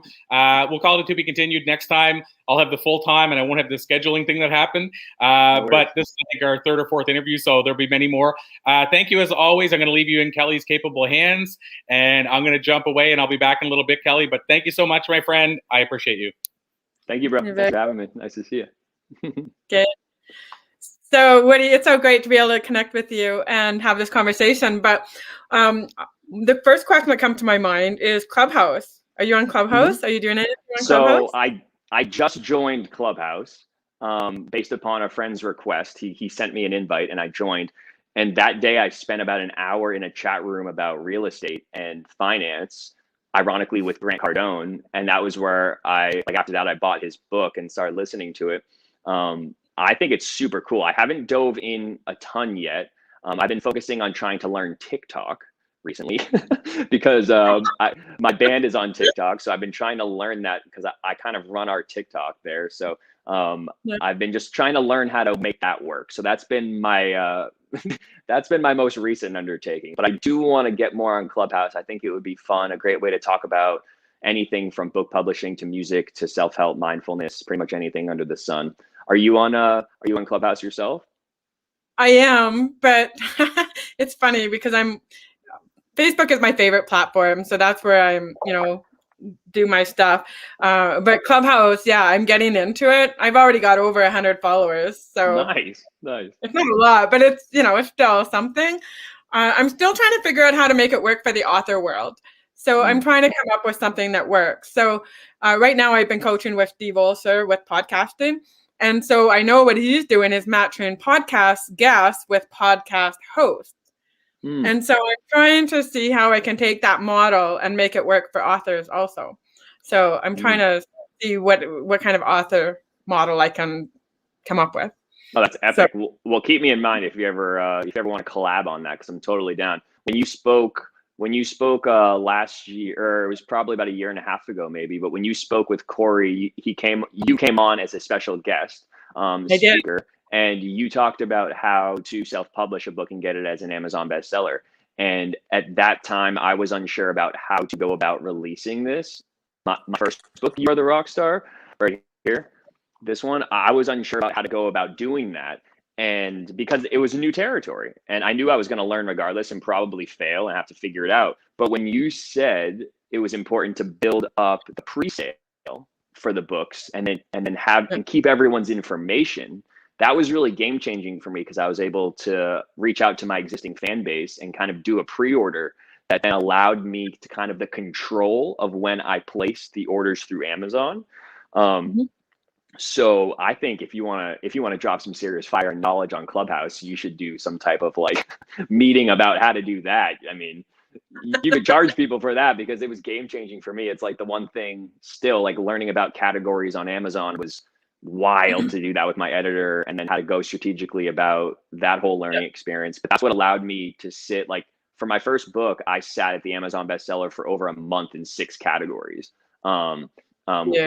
Which was epic, both in Kindle and paperback. And then for my audiobook, I was up there for 2 months with it, did the same strategy, a little bit different, of course, because I couldn't really pre-sell those. And then I did the same thing, was up there for, almost a month for my most recent book, which I wrote in a month. I got really, like I was saying, I got frustrated in my life, and I channeled that aggression and anger into something positive, and a book came out of it. And then I used the same thing. What's that? Who knew you'd come out with a financial book? You're a musician. Now you're an author, you're a best-selling author. Now you're talking finances. Incredible. Well, it's fun. It's fun. I think it's a conversation we should bring into the normal sphere for everyone, because let's be real, I think it's either Les Brown or Zig Ziglar, or both of them, because they probably piggybacked off each other. But they said, money's not that important on the gotta have it scale. You just need it to breathe, and you need it to live, right? It's like, it's like, yeah, you could say it's not that important, but it is. So let's make the conversation real. Let's make it normal. Let's just make it natural, and make it something we talk about. Because being in the spiritual community too, since I meditate and do yoga and have a lot of spiritual friends, money's definitely a challenge for a lot of people with that kind of stuff, I find personally. And it's been one for me too. And so the more I work on it, and the more I realize that money's kind of a weirdly masculine energy, that sometimes you have to remove your emotion to make financial decisions. And not to say masculinity is not emotional, but I had to remove the emotion from things to make financial decisions, and to move forward with those things, because I would get caught up in my feelings and stuff. And I like to be a very balanced human being with both sides of my life. And I just found that in order to meet the energy of money, I had to kind of step into it with kind of a no F's given attitude of no, I'm showing up in my fullness, and I'm just going to do it and learn. And that's kind of something that Lisa Nichols taught me, was that when she enters a room to talk business, she kind of enters with her masculine energy, which we all have a balance of, and she just hones in on that. And it's just no, she goes in to meet with massive people in regards to industries of self-help, self-development, or more authors, people she's been on Oprah, all those things. And she just says that she meets the energy where it's at, instead of letting it kind of overcome her. And I think we can all learn from that and make those conversations more natural. So and I think perspective. A lot of us grow up with those horrible money conversations where we're not supposed to like money, or we're not supposed to like it. And if you have it, you're going to lose it, right? And so we grow up with these limiting beliefs about how we're supposed to hate money, not love it. If you love it, then you're a bad person if you love money, right? Or everyone who has it's evil. Yeah, evil, right? We have these evil things around money. And actually in our last Amplify Your Message event, we had George Caceres talk with us. And he had that whole money conversation. It's no, you need to make money. You want to make money. And money can do so many things for you too, right? And I know when I started shifting and seeing money as a good thing, not as an evil thing, then things totally shifted for me also. And this was one of my best Christmases ever. I was actually able to give each one of my 3 kids $500 for Christmas. Nice. My kids are what do we do with them? We've never had this happen to us. Oh my God, Mom, like that's incredible. Right. That's And, awesome. and yeah, and it was so cool to have that feeling that I was able to provide for my kids, especially being a single mom. As a single mom, a lot of single moms are taught you're going to be broke. You're going to The way it struggle. is. Hmm. Right? Yeah, and it's always a struggle to be a single mom, and so I love, how you're making this shift too, because, there's also this whole belief in the music industry that the musicians are starving. Hmm. And, so it's so cool to see how you've shifted and diversified, Yeah, right? I mean that's what it comes down to, and I really, really, in this moment, what's coming through to definitely share. I don't know who needs to hear it or not, but someone does. Removing emotion is something that's very important, not just in finances, but I think in life right now, with how much fear and negativity is everywhere. Being able to remove our emotion to have conversations that are level-headed is really important. Whether you're buying a house or whether you're having a conversation about something that you might disagree with another person, I think it's really important to be able to remove that emotion. And that's why my band has been able to be successful, is because we've been able to have conversations about money that, as they might get charged sometimes, we still are able to remove the emotion and look at it from a business perspective, where some like that is the number one reason most bands break up, is because of money. And I'm blessed to be able to say that I'm in a band with a bunch of my childhood best friends that I've known since I was like 8 years old, that I grew up with. And we've always been able to at least meet level-headed and have business discussions and not allow the emotion to get into it too much. And that's, I think, part of our success. A main part of our success, our success, is being able to have those conversations where we remove the emotion. And I recently had an experience too, where I bought my first home that I used as a rental property on Airbnb. And I got cold feet. I was like, at first, and my real estate agent was like, okay, remove the emotion. Let's think about it from an analytical perspective. It's a great location. The value is amazing. High rental probability. What's your intention with it? What's your goal? Where are you at financially? And we took the emotion out of me doing something new and stepping into the unknown.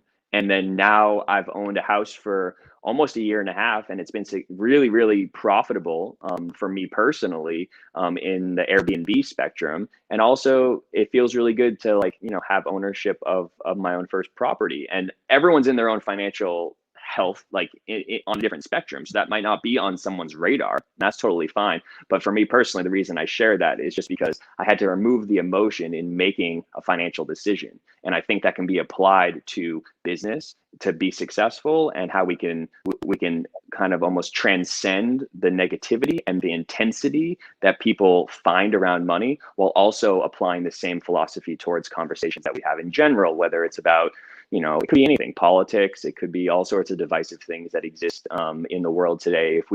If we can remove the emotion and see people where they're at, then we can have a lot more beneficial conversations. I personally think, because everyone tends to let the emotions take over. I do sometimes too. I'm guilty of it as well, but I think being aware of it is really important. So congrats being able to provide and celebrate and show up, because that must feel really good. And then also, I'm assuming you had to separate the emotion and go after it and take action and make that happen. So that's awesome. This year, like when COVID hit, I lost all my speaking gigs because I'm normally a keynote speaker, but then I went right full time into coaching people, to write their books, become best-selling authors. And it's been so cool to see all these people become best-selling authors and get their books out there. And that's what I'm really loving, is seeing my clients and my friends succeed with their books. Right. And I was so excited to see that you're in the Blue Talk book, because I thought, Yeah. oh, awesome, Woody's in the Blue Talk book. That's so cool. Totally, same. Agreed. We're really grateful for that. So, I think this year has been a real year of reflection, of what we want in our lives, what we want to achieve, what we've done, where we want to go next, and how we want to achieve that. And it sounds like that's the way it's been for you and your band too, is that whole reflection of what are we going to do now? Yeah, like where are we going? What's the plan? And reevaluate. We're very much in action a lot. So we plot, we plan, but we stay in action a lot, almost more so than we we bite off more than we can chew, and then we get in action and see if we can make it happen. It's kind of like it's kind of our theme, I guess. And then we reevaluate and figure it out. But yeah, we've definitely had to pivot here and there.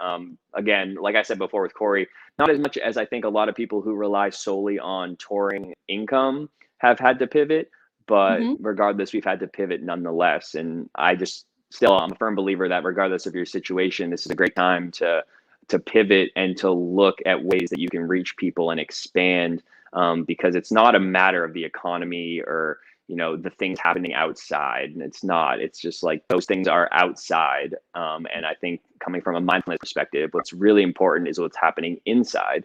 And while it might not be all sunshine and rainbows every day, it's not going to be, it's going to be dark. It's going to be heavy. Sometimes just making your bed's going to be the win that you have for the day.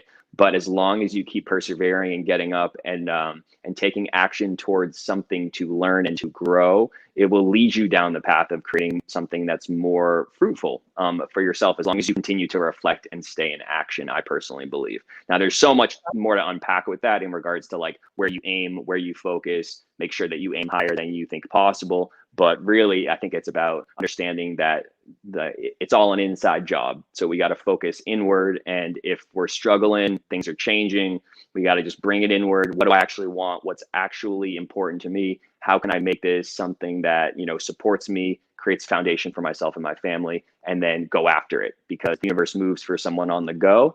And it's important to, stay in action when it seems a lot easier to just like, wallow in our Netflix.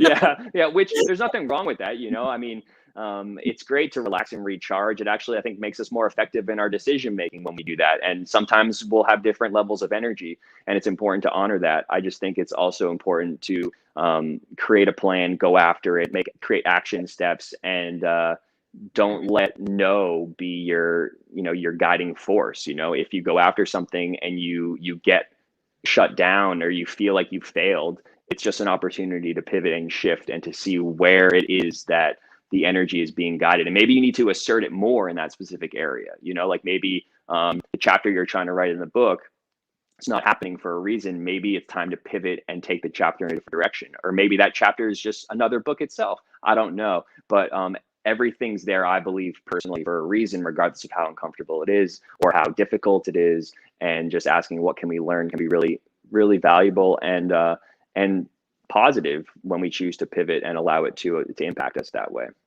Exactly. So we're going to wind down a bit. We've only got a couple minutes left. Cool. So where can people reach you? So best place to reach me, I'm really active on my social media. So my Instagram is just @WoodyWoodrow. I started, speaking of podcasts, I started my own podcast last year, just You Are the Rockstar Show, where I interview anyone, pretty much fellow musicians or people in finance, people in the mental health world, people in the self-help world, authors. And I started posting the interviews on my YouTube channel, but that's also on Spotify. So you can check that out on Spotify. I'm on Twitter, Woody OLN. But yeah, you can always send me a message on Instagram and check in. My website's youaretherockstar.com. And if you're interested in my band, you can check us out on YouTube. My band is called Our Last Night. That's OUR Last Night. And we're on Spotify and Apple Music as well. So if you want some high energy, heavy rock kind of style vibes, head over there and check it out. And Clubhouse, we got to find you on Clubhouse too. I've been wondering Clubhouse if any of the bands are like playing music. Interesting. I haven't really thought about that. I don't know. Yeah, it'd be a funny way to collab, I suppose. I would think that, Clubhouse is radio, basically what it is. So, musicians could be playing their songs or whatever. And, Interesting. Something good to think about. Definitely. Yeah. So that's why I thought, Clubhouse would be a good platform for you, right? Yeah. I got to explore that. So I got to finalize my understanding of TikTok and then I'll be right on it. Well, you should be on TikTok too. I mean, I'm on TikTok, but I made one video. That's it. And it was of my, and it's funny, I'm a speaker, so I shouldn't be scared of TikTok, but I don't like TikTok. I mean, hang on. I love TikTok. I love watching all the other videos. Oh, we lost Woody. So, Charmaine. Hey, Kelly and everyone. How are you? Good. I was just enjoying that awesome conversation about Clubhouse. So Woody, when you're on there, I'm going to be following you and Kelly, because I'm not on there yet either. So I appreciated the learning. Well, I will give you an invite. Perfect. Because you've got to get on Clubhouse. I am hearing that. Have some really good book marketing conversations. Oh, cool. That would be so awesome. That would be. Okay, guys. So I want to introduce you to one of my favorite people in the whole wide world, and Charmaine Hammond. And the reason I want to introduce you is because we met, is it 11 years ago, Charmaine? I think so. Oh. It is. It's got to be about 11 years ago, because my first book, No Risk, No Rewards, Facebook reminded me in January that it was 11 years old. So I know I met you before the book, because that was when I became a speaker. Yes, you did. And so Charmaine and I met at this woman's event. And I will never, ever forget the day, because she's wearing this teal jacket. And you know when you walk in a room and you say, I got to know that person? Well, that was Charmaine for me. And her and I just instantly connected. And I will never forget this conversation. And she says to me, Kel, you need to sell that business you're in and become a speaker. And I said, what? I'm a burn survivor. So what? And she said, no, people will be so inspired by your story. And you need to be a speaker. And my whole last 11 years has been because of Charmaine. So I divorced my husband. No, I sold the business, divorced my husband, gave him his I half. did not advise her to do that, by the way. Full disclosure. She advised me to sell the business. She didn't advise me to divorce the husband. Although you may have thought I should. I don't know. I recall crying in the bathroom a few times. So some of you have been. And well, I became a speaker, right? Sold the business, got the divorce, gave him his half of the money, and became a best-selling author, and speaking all over the world and all this stuff. And it all happened because Charmaine was that mentor that gave me that push. Mm-hmm. And so one of the reasons I want to have her on here is because I love her, but also because I've seen Charmaine grow over the years, and I know that she focuses on, being an author, but mostly on how to sell boxes of books, not just single books, but boxes of books, which I think is so important, because a lot of times people say there's no money in books.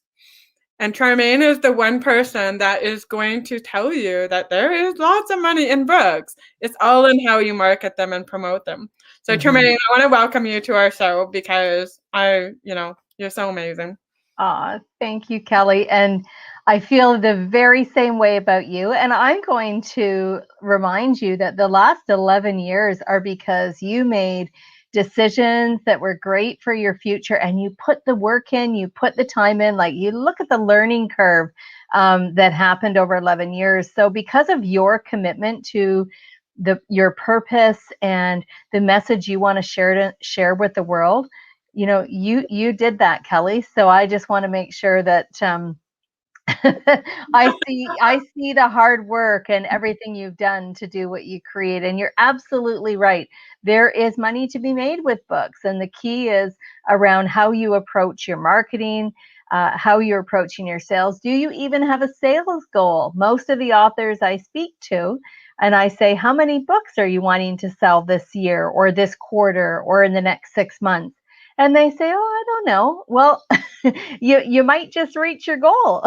So having a sales goal is really important. I remember my first book, Kelly, came out, and I'm like, oh, I've gone through so many books. And I realized 90% of the books I had moved were by giving them away and donating them and handing them out to people. And I really had sold a small amount of books. And it really inspired me to figure out a different way to do this, like selling in bulk and selling by the truckload. On Toby's turn, there's your book. Yes. Whoever thought my dog would become an arm of my business? Exactly, right? Yeah. Totally. Yeah. Great. Okay, so Charmaine, on Toby's terms, I know, one of the things that I loved about when you launched that book is you actually took your dog with you to the book tours, right? When you were doing book tours and everything. We taught him how to do what we call, get this, wait for it, a potograph. So we had a little spring-loaded stamp made up with his paw print on it, and I would sign the book and I'd put it on the floor, and Toby would lift his paw and he'd be so excited, right? His paw is shaking like this. He can't wait to push it down.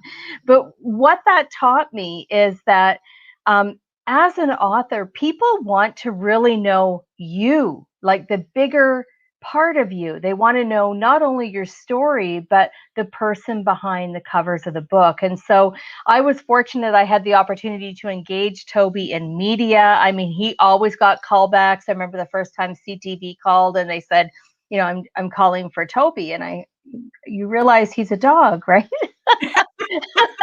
Yes, we're aware of that. Aren't you his booking agent?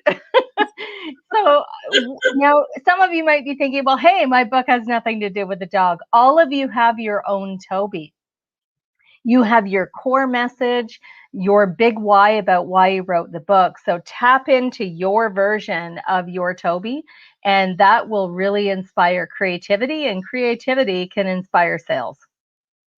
I'll never forget when my son was getting asked to go on speaking gigs and not me. And I was like, what is going on? And they said, well, we can't afford you, but we might be able to afford your son. Because he was like 14 years old and he would come on speaking gig with me. And then he wanted to speak too. And sure enough, the Rotary clubs would phone me up and say, can we get your son? And I said, you understand that I have to bring him, right? So you really are getting me and him.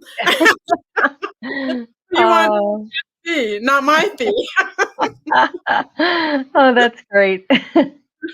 It was hilarious. Okay, so Charmaine, someone's getting started as an author and they've been told there's no money in books. So what would you tell them? Well, here's one thing. There's no money in books if that's what you believe, right? So your mindset about your book, the vision for how you want your book and your message and any products you create around it to reach the world starts up here. Really need to have a mindset that is growth oriented, success oriented, sales oriented. So once you do believe that there's money to be made in books, then you start to look at, well, how do we make that money? And a few ideas are you selling books one at a time? And I know, Kelly, you've heard me say this so many times, but my husband, Christopher, who comes from the engineering background and he's great with numbers, started tracking really early on after I had my first book or first chapter published in Chicken Soup for the Soul and On Toby's Terms came out. He was watching very closely how much time it took me to sell one book at a time. And then he said, why don't you sell a handful? So I thought, okay, well, I'll try like 2 at a time and then 5 at a time. And when we got to 10, he said, you know what? It takes you less time to sell 10 books at one time to one person than it does to sell 10 books to 10 books by selling one book at a time to 10 different people. So I thought, well, that's my answer. I'm going to sell books by the set, by the 10 at a time in bulk. Here's the other thing I learned at book signings. Now, remember the days of live book signings, Kelly, live events, they will be coming back. But at live events, typically an author sells one book. If they do, I mean, one book at a time, sorry. Average authors at book signings sell 8 to 11 books. So how do you increase your sales? Because it's a lot of work for 8 to 11 books. So how do you do that? You invite people to buy 2 books. What I learned is that nobody thought they could buy 2 books until I made the offer. And how I did that was I brought in a charity that I loved in that particular community. And I wanted them to be the recipient of some donated books. So I encouraged people to buy 2 books, one that they take home, and the second one that they would place in this basket that would go to this charity. Gave the charity a couple of minutes to talk. Well, everyone bought 2 books. And then people started saying, can we just buy 2? Can we buy more than 2? So then I started to create box set sales. So I had boxes in the trunk, and I would say, absolutely. How many would you like to buy? And sometimes people would say things like, well, I'd love to buy a set of these for my team at work, or my, my kids' university class, or my children's school. And again, the mindset starts the decision-making process and puts you into action. So think about selling your books more than one at a time. I love that, because it's so true. I've only done a couple book signings for that very reason, that I don't want to just sit there and do nothing. Yeah. Right. And just look pretty. And it's actually something I learned from Spencer Beach. He's another fellow burn survivor. So last year, what we did is, for Burn Prevention Week, we sold books in the hospital. And so Spencer taught me something, and I thought this was really cool. So, because he told me, he said, Cal, nobody's just going to come over. You have to bring them over. I said, okay, how do you do that? And so what he would do is, anybody was walking by, he'd say, hey, would you like to hear my story? Yeah. And then they would come over. Like 9 times out of 10, people would say, sure, I'd love to hear your story. So then he'd talk about his story, and they'd buy the book. Mm-hmm. And that was how he got people to his table. But that was exactly what he said. People are just going to walk by. But you asked them, hey, would you like to hear my story? Yeah. That was how he got people there. Brilliant. And I love that you were doing that, Spencer, because you're bang on with that strategy. It's so powerful. People will generally follow the invitation. And back to this sort of Toby approach and what Spencer was doing with you that day in the hospital around sales, you want to find that way to bring people over to the table. So I remember years ago, a friend of mine had written a beautiful book for children all about the ocean and surfing. And so at his book signing, he was planning on having one of those little kiddie pools filled with water to do one of those, like, where you put the fishing line in and you pull up a prize. He had a wetsuit. He had music that was like beach music. Well, of course you're going to go over to the table there. It's really hard to just keep walking. So I encourage you, when you do book signings, plan them out. Don't just sit behind the table, because the majority of people will keep walking. Think about it ourselves. When you go to a bookstore and you see an author there, do you 100% of the time stop? Probably not. So find a way, like Kelly and Spencer talk about, bring people to your table, make that invitation. Yeah. Or have some sort of activity at it. Nobody Yeah. says that you have to just have a table with books at it. Exactly. Right. Yeah. And it was cool, because Spencer sold something like 50 books just that one day. Awesome. Awesome. Well, And he was donating money to the burn unit too. yes, engaging the charities. I love that. Creating philanthropic actions in your book signing is powerful. And if you're doing a signing at a store, and I'm going to move to kind of what do we do in virtual, but once you start planning book signings or book related events, one of the things you want to do is really make sure you engage the place, the group that you are they're signing for. I'll give you an example. When we were at Chapters Bookstore in Canada once, it was a really slow day. There was a lot going on in the community. So foot traffic into the store was slow. And, we're twiddling our thumbs. Toby's getting restless. I'm getting restless. And so Chris said, they keep announcing, coffee's on at Starbucks, and, this book's on sale. Why don't we get them to do an announcement? So I thought, awesome. I wrote several announcements, went and found the most outgoing, well-spoken staff person on their team. They actually had a little contest amongst themselves, and they started making announcements. And within minutes, we had a lineup at the table. So again, engage people to help you. That's awesome. Okay. You said you were going to transition to it, and I was going to ask the same question. What about the virtual world? Because now we can't do in-person events, and with COVID. So what is the virtual way to do a book signing? Yes. Well, I love doing virtual blog and book tours. And for all of you that have a book that maybe is sitting there collecting dust, maybe the boxes have turned into furniture in your home, you can this is a great time to move books. We recently just did a relaunch of On Toby's Terms, celebrating that this book is now more than 10 years old. The legacy of the story is 10 years old. And we did a virtual blog and book tour. So what does that look like? Because I can't travel right now, just like all of us. And so we virtually went to different places around the world. And how did we do that? We had a team of bloggers that were located in different areas who all agreed to review the book, write a review, put the review on Amazon or Goodreads or, LinkedIn and social media. And so essentially, my book was traveling around the world every day in a different area. And what's beautiful about a virtual blog and book tour is that not only are you selling books, but you are getting your book and your brand and your message in front of other audience that you don't have to work that hard to get because that blogger has the relationship. We did giveaways at the end of the blog tour, which was about 2 weeks. The book and blog tour, there was a giveaway. I loved it because the number of reviews on Amazon increased a lot. And I know for a fact that when you're active on Amazon, here's a little tip. When people review your book, go on as the author and thank them.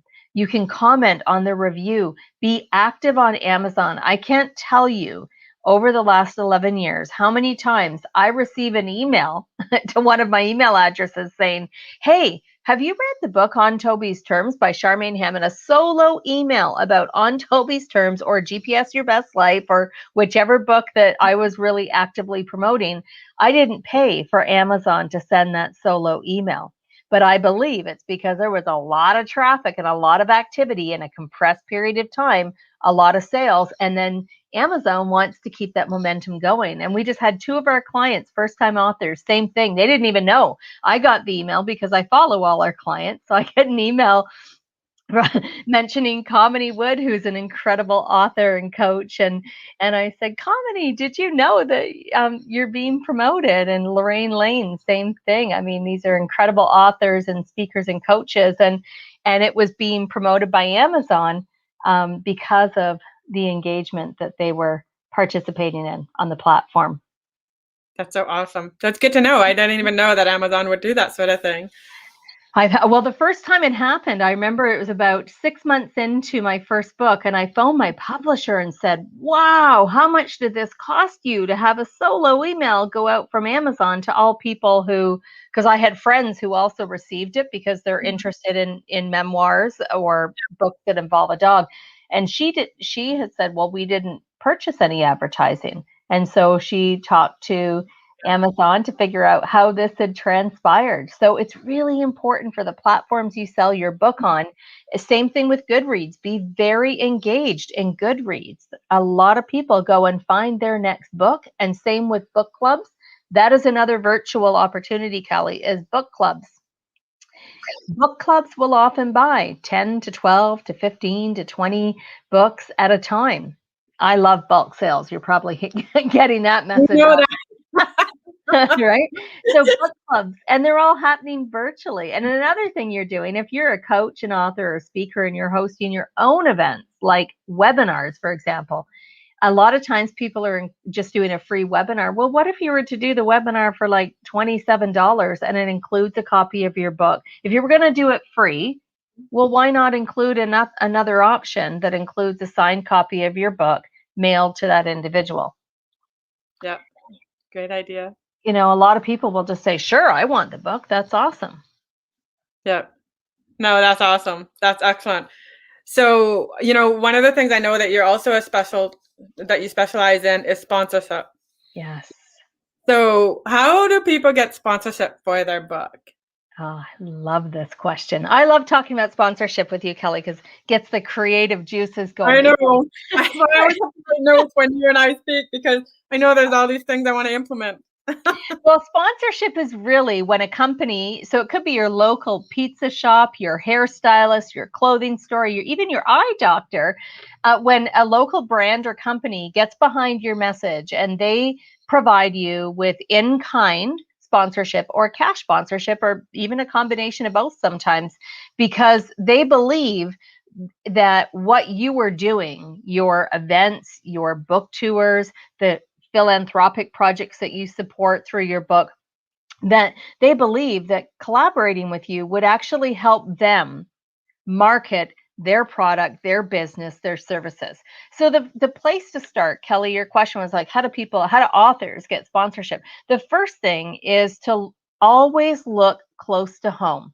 So my first sponsors are people, Kelly, that you know really well in Edmonton. So one of my very first sponsors was a clothing store that I used to shop at when I lived in Edmonton in Canada, in Alberta.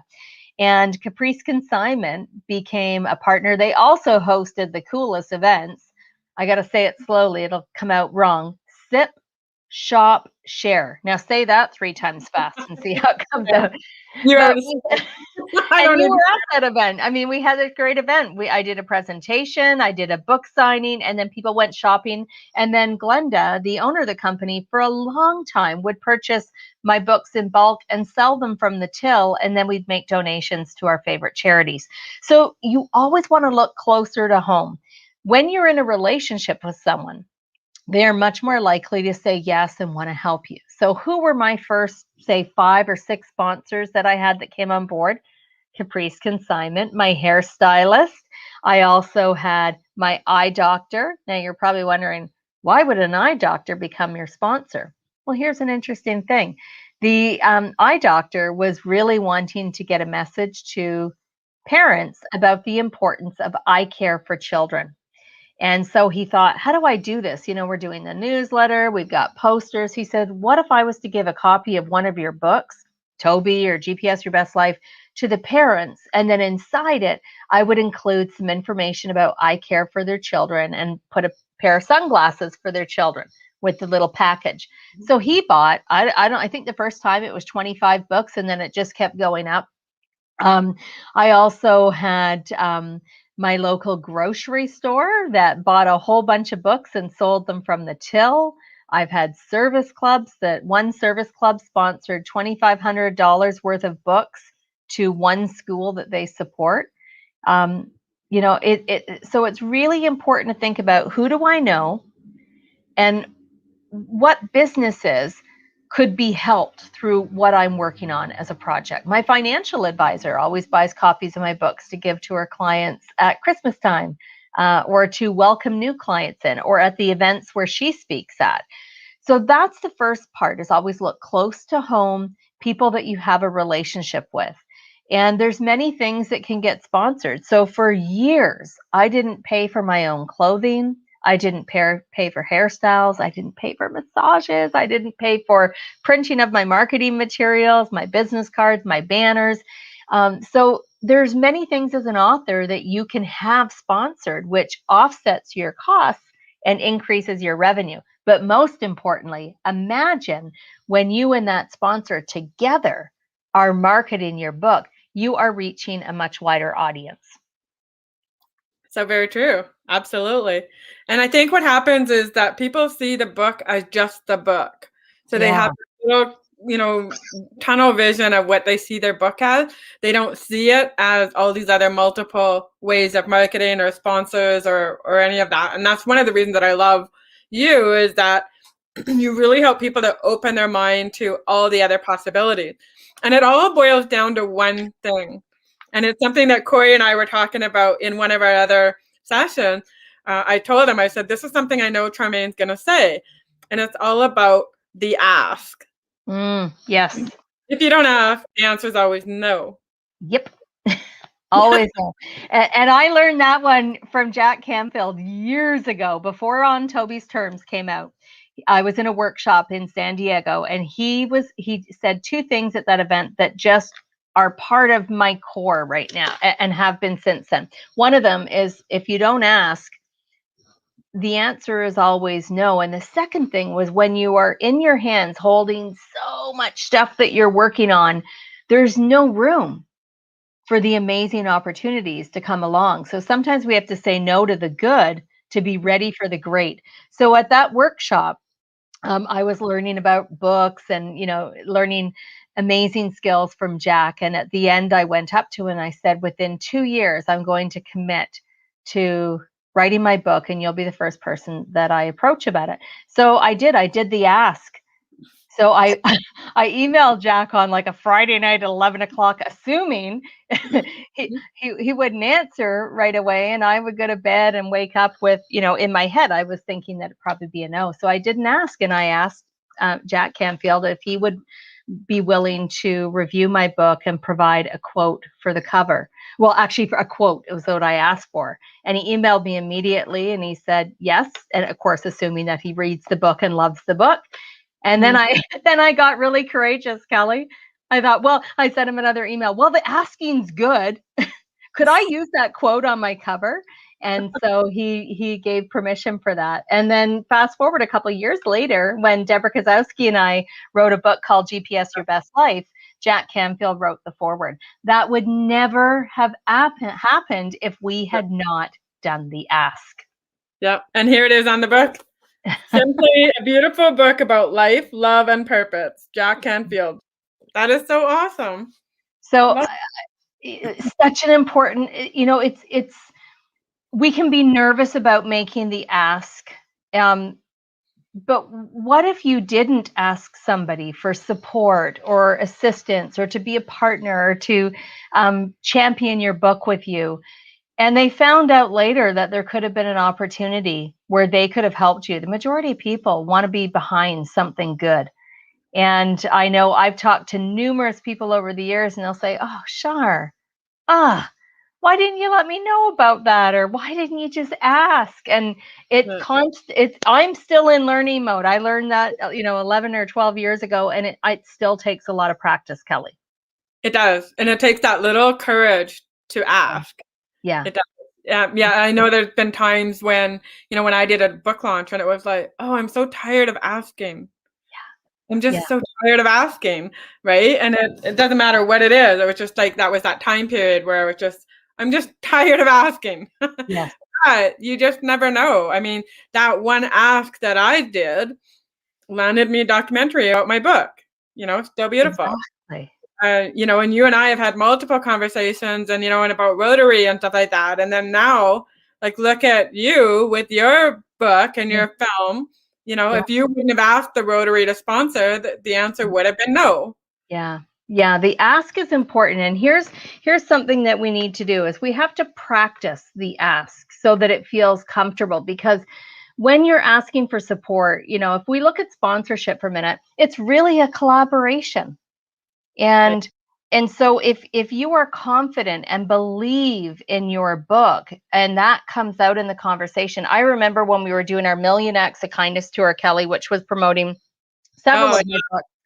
14,000. That was a big thing that you did. Very big. It was a big thing. It was a huge thing. We had a motorhome that was sponsored by a wonderful company in Canada, Fraser Way RV.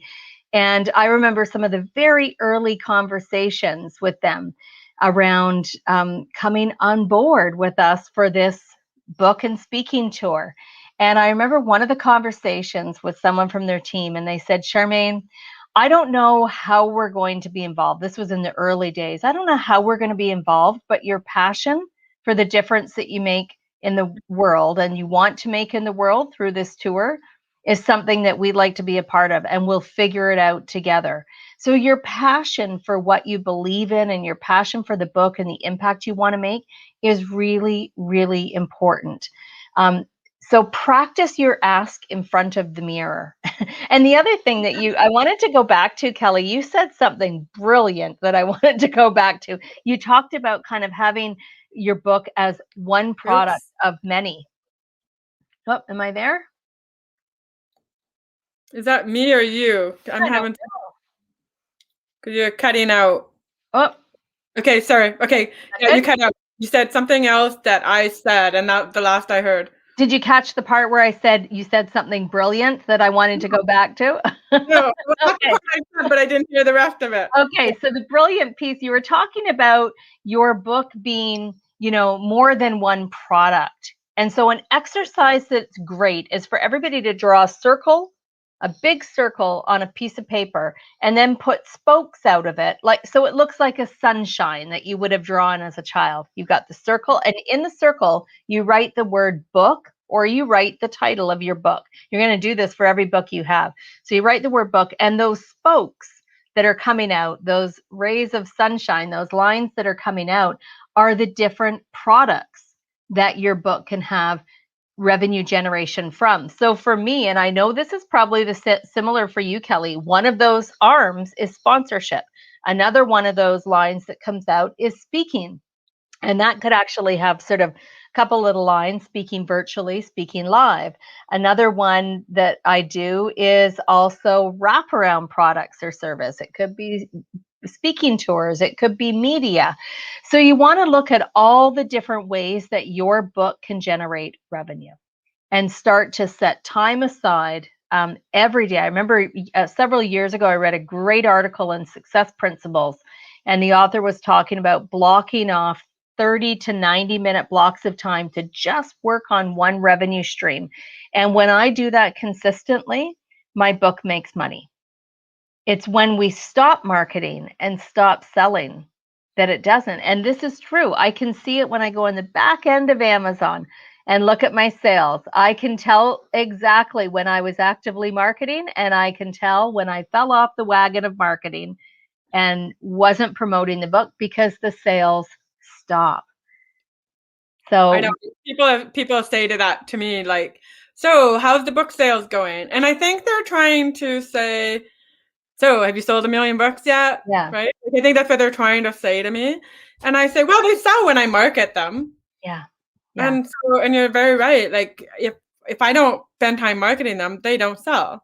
Yeah, and you've got to talk to people. So perfect example. I had an amazing phone call with a colleague from many years ago that I worked with many years ago, and she had seen that I have a chapter coming out in a new book, launching February 23rd. So she said, I want to buy that book, and I said, perfect. I'll let you know on launch day. And she said, no, I actually want to buy some of every one of your books so that we can put them a set of each of the books in all of our workplace libraries. So that just led to 4 copies of each of my books that I've written, including some of the compilation books, collaborative books. So you really want to just know that often the people who buy your books are people who are within your circle. Create the invitation to buy them in bulk and look for other ways that your book can generate revenue. So for example, if you're a speaker, does your speaking fee include X number of copies of your book? Mine does, and I change it from time to time. So recently, my fee included 50 copies of the book. So of course, I've increased my speaking fee to cover the 50 copies. And then I had a client say, 50 copies, we have 77 people coming to the event, Charmaine. It's going to look off. Yeah. If we don't have everyone with a book, it's going to look cheesy. And I said, well, why don't I just create a bulk discount rate for you for the other, whatever that comes to, 27 books. Oh, right. That's great. And then I had a client buy a box of books for Christmas presents, a government department, actually. Several years ago, the person on the social committee had forgot to buy books. And it was sold them a box, and then they gossiped about it, and 3 other departments in that government organization called for boxes. So talk to people. And when you talked about the ask, Kelly, the ask might be, do you know anyone else I should be speaking to? Do you know anyone else that would benefit from this book or this message? Do you know nonprofits that would love to receive this book, and we could find some sponsors to buy it for them? Right. Exactly.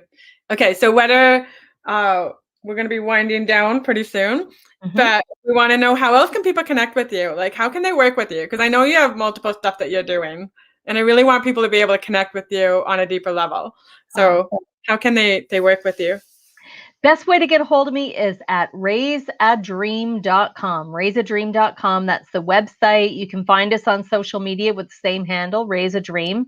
That's the best way to get a hold of me. Direct message me, contact me on LinkedIn or through the website, and we'd be happy to share information with you about sponsorship. There's a free ebook on our website that actually walks people through the whole process of what you need to do to be ready and work towards getting those sponsorship yeses. So, and do you have because I thought you and I talked before, and you said something about you had a program coming up in February. I do. March 1st, we have a program. It's called Your Book is a Business. And I offer this live once a year. It's an online live program. So I'm teaching 8 weeks. And what we've done, Kelly, is I looked at over the years, where were all the areas that I lost my oomph? I lost my, go forwardness to keep selling books. And so what we did is we created workarounds. And so, for example, when did I get stalled at media? Well, it was because I didn't know how to write a press release. And then once I knew how to write it, I didn't know where to send it. And then once I knew how to send it, I didn't know how to prepare. So we provide in this program all of the tools, the scripts, the templates. I even have things like voicemail messages. How do you leave a voicemail message on a sponsor phone call? What is the script when you're calling libraries to get your book into libraries? What's the script when you're looking at special sales? An example of a special sale is the one that you and Spencer did sort of in the hospital. That's an example of a special sale, or getting your book into gift stores. I have a friend who writes a dating book, and she sells her book in lingerie shops, flower shops, and chocolatier shops. Right? So that's an idea of a special sale. So in this Your Book is a Business program, we've actually provided people with all the tools so they don't have to create it. It's easy. They can dive in fast. It's simple for them, and they can spend their time and energy actually selling books and getting their message out to the world to make an impact. Well, we're going to have to get you to come talk to my author group again, because, Sure. again, I always believe that your book is a starting point. Mm-hmm. You hear the people say, "Oh, your book is just a really expensive business card," and I don't see it that way. I see it as a starting point to all these other avenues. Like my book led me to Africa. Exactly. Where I got to go speak to a number of burn survivors and schools and 2,000 teenagers, right? Mm-hmm. Like, and I got to bring my daughter with me. Yeah.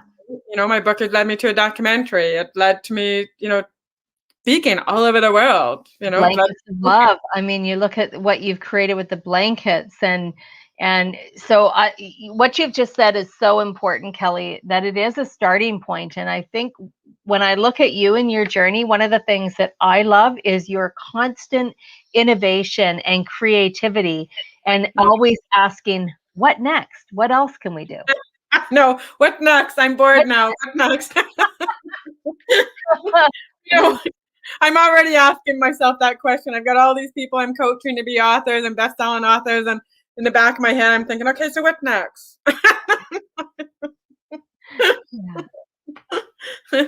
Oh boy! But so what's next for you, Char?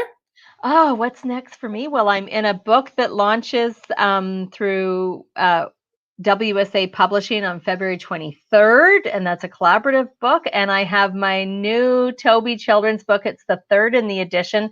Just got the illustrations back from my illustrator, who, by the way, is my best friend since we were 5 years old, Roseanne Previck.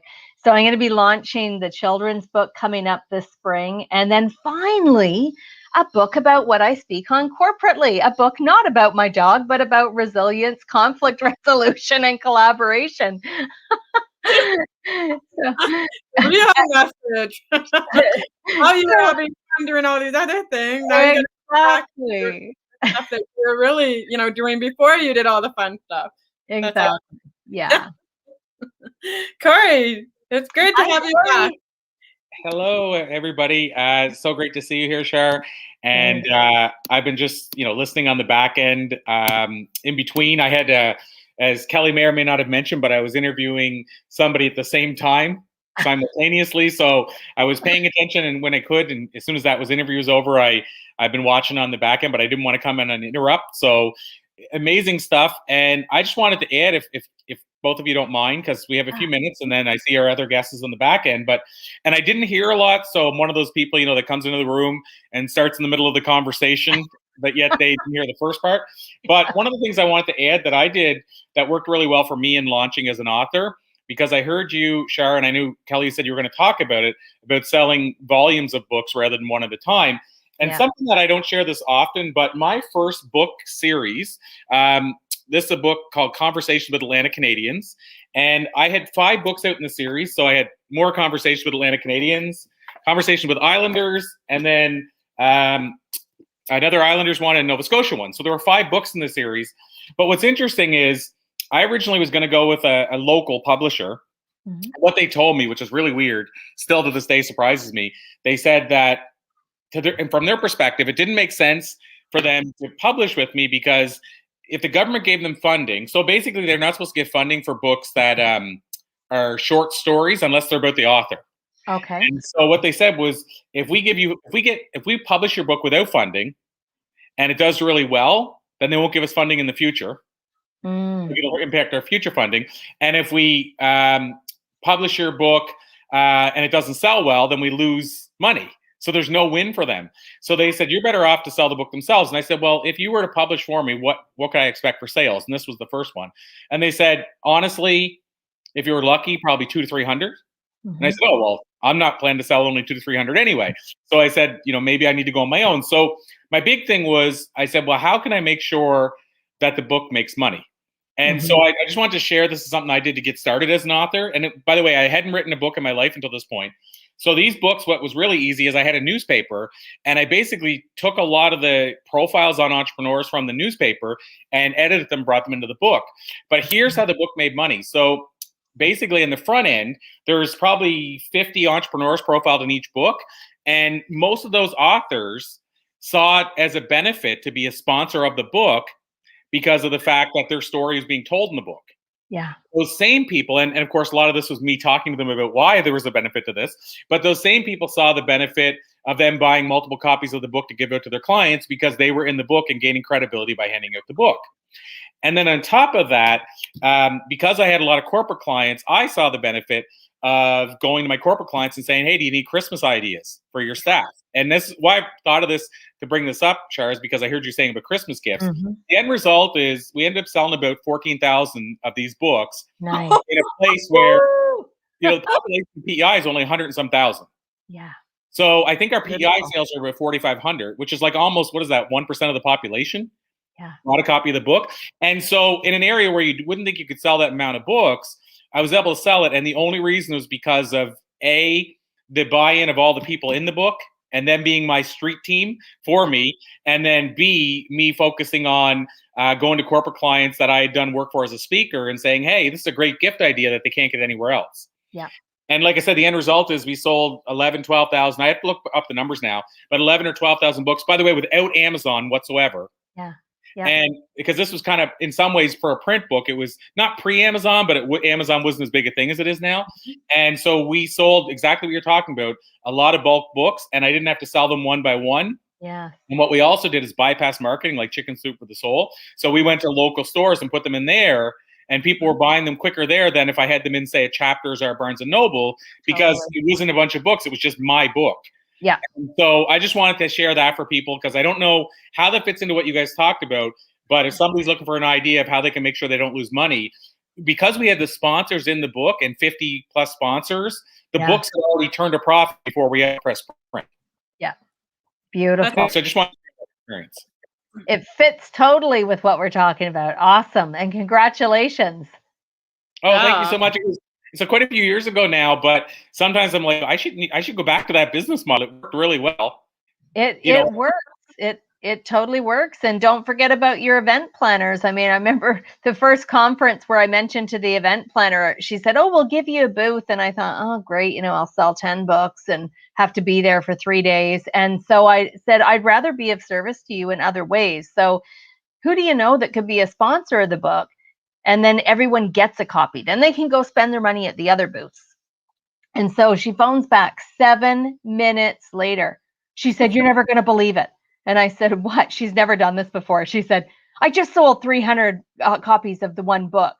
And I said, awesome. She goes, I got to go. I can't talk. You've got 2 other books. I've got to get those done. That day, we had a 900 book sale. All 3 books, 300 each, by 4 different groups in her community. And so often we don't even need to do the work. The people that we're working with will do that work.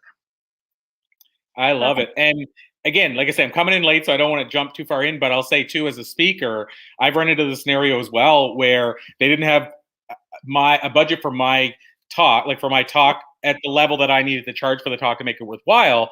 And I was able to say, well, do you have a marketing budget? Do you have a book buying budget, like an education budget? And at times they've been able to mix all three of them. Yeah. And by the time they edit the books, they realize, oh, we need more books than we thought. And all of a sudden now they're above what my normal speaking fee would have been. Yeah. So even just being creative on that side, as you said, like there's a lot of times where they have actually more in the education budget that they could buy books from than they do to hire the speaker. Totally. Yeah. And that, I love the language you use. That's totally the language you want to use, is educational budget, resource budget, or swag. And you know that often it's a different department, it's a different group than you're dealing with right now. So you can get paid as a speaker and have the books, or sometimes it's in lieu of. And we've done that when we've launched books. We've created, you know, as part of the launch, your company can buy 500 books and I'll waive my speaking fee to come and speak for your company. And so, you know, to a company, they might be able to take all of the training budgets or all of the resource budgets from across different departments to do that. And then, of course, as a speaker, you generate more speaking. That's one of your best forms of referrals and marketing, is to speak and do a great job and get booked by other departments. So I love that you've raised that, Corey, because that's really, really powerful work. Well, you know, you're triggering a few different ideas for things that I've done that I haven't really kind of said, you know, I should share this with people. But one other quick one, and I know our other guest is in the background as well, but one other quick one you reminded me of, Sharon. I say some of these things because just to trigger other ideas for people who are listening that want to write their book or they're working on it. But one of the other things we did, which is similar to what you just said, with my Kickstarter campaign, and then we did a Publishizer campaign. So I did 2 launches for my book that I ultimately brought to Morgan James Publishing. But before I brought it to them, we did 2 launches. And Kelly, you probably remember both of them. One of the things that I did with those launches, in my case, I had some clients that were hiring me as a speaker, and I said, why don't we do what you just said? In lieu of, I'm doing a book launch, you buy the book, I'll come in and speak for free. But what I also did was my programs. So my people that were wanting to come into my speaking and TEDx programs, I said, how about if you buy 100 copies of the book, I'll give you access to the program you'd normally be paying for separately. Then you'll have 100 books you can gift at Christmas, and you're in our program. To your point, it was to my benefit, because the higher numbers I got, the better chance I was going to get a publisher that said, we want to publish your book. So I did the same thing in a different way. It wasn't, in that case, it was more to clients who were already going to sign up for a program, or they said, I'd love to sign up for your program, let me decide. And I said, oh, I'll make it easier for you. What if I could do this on top of that? And so it does, it's very powerful. Very powerful. Love it. I just want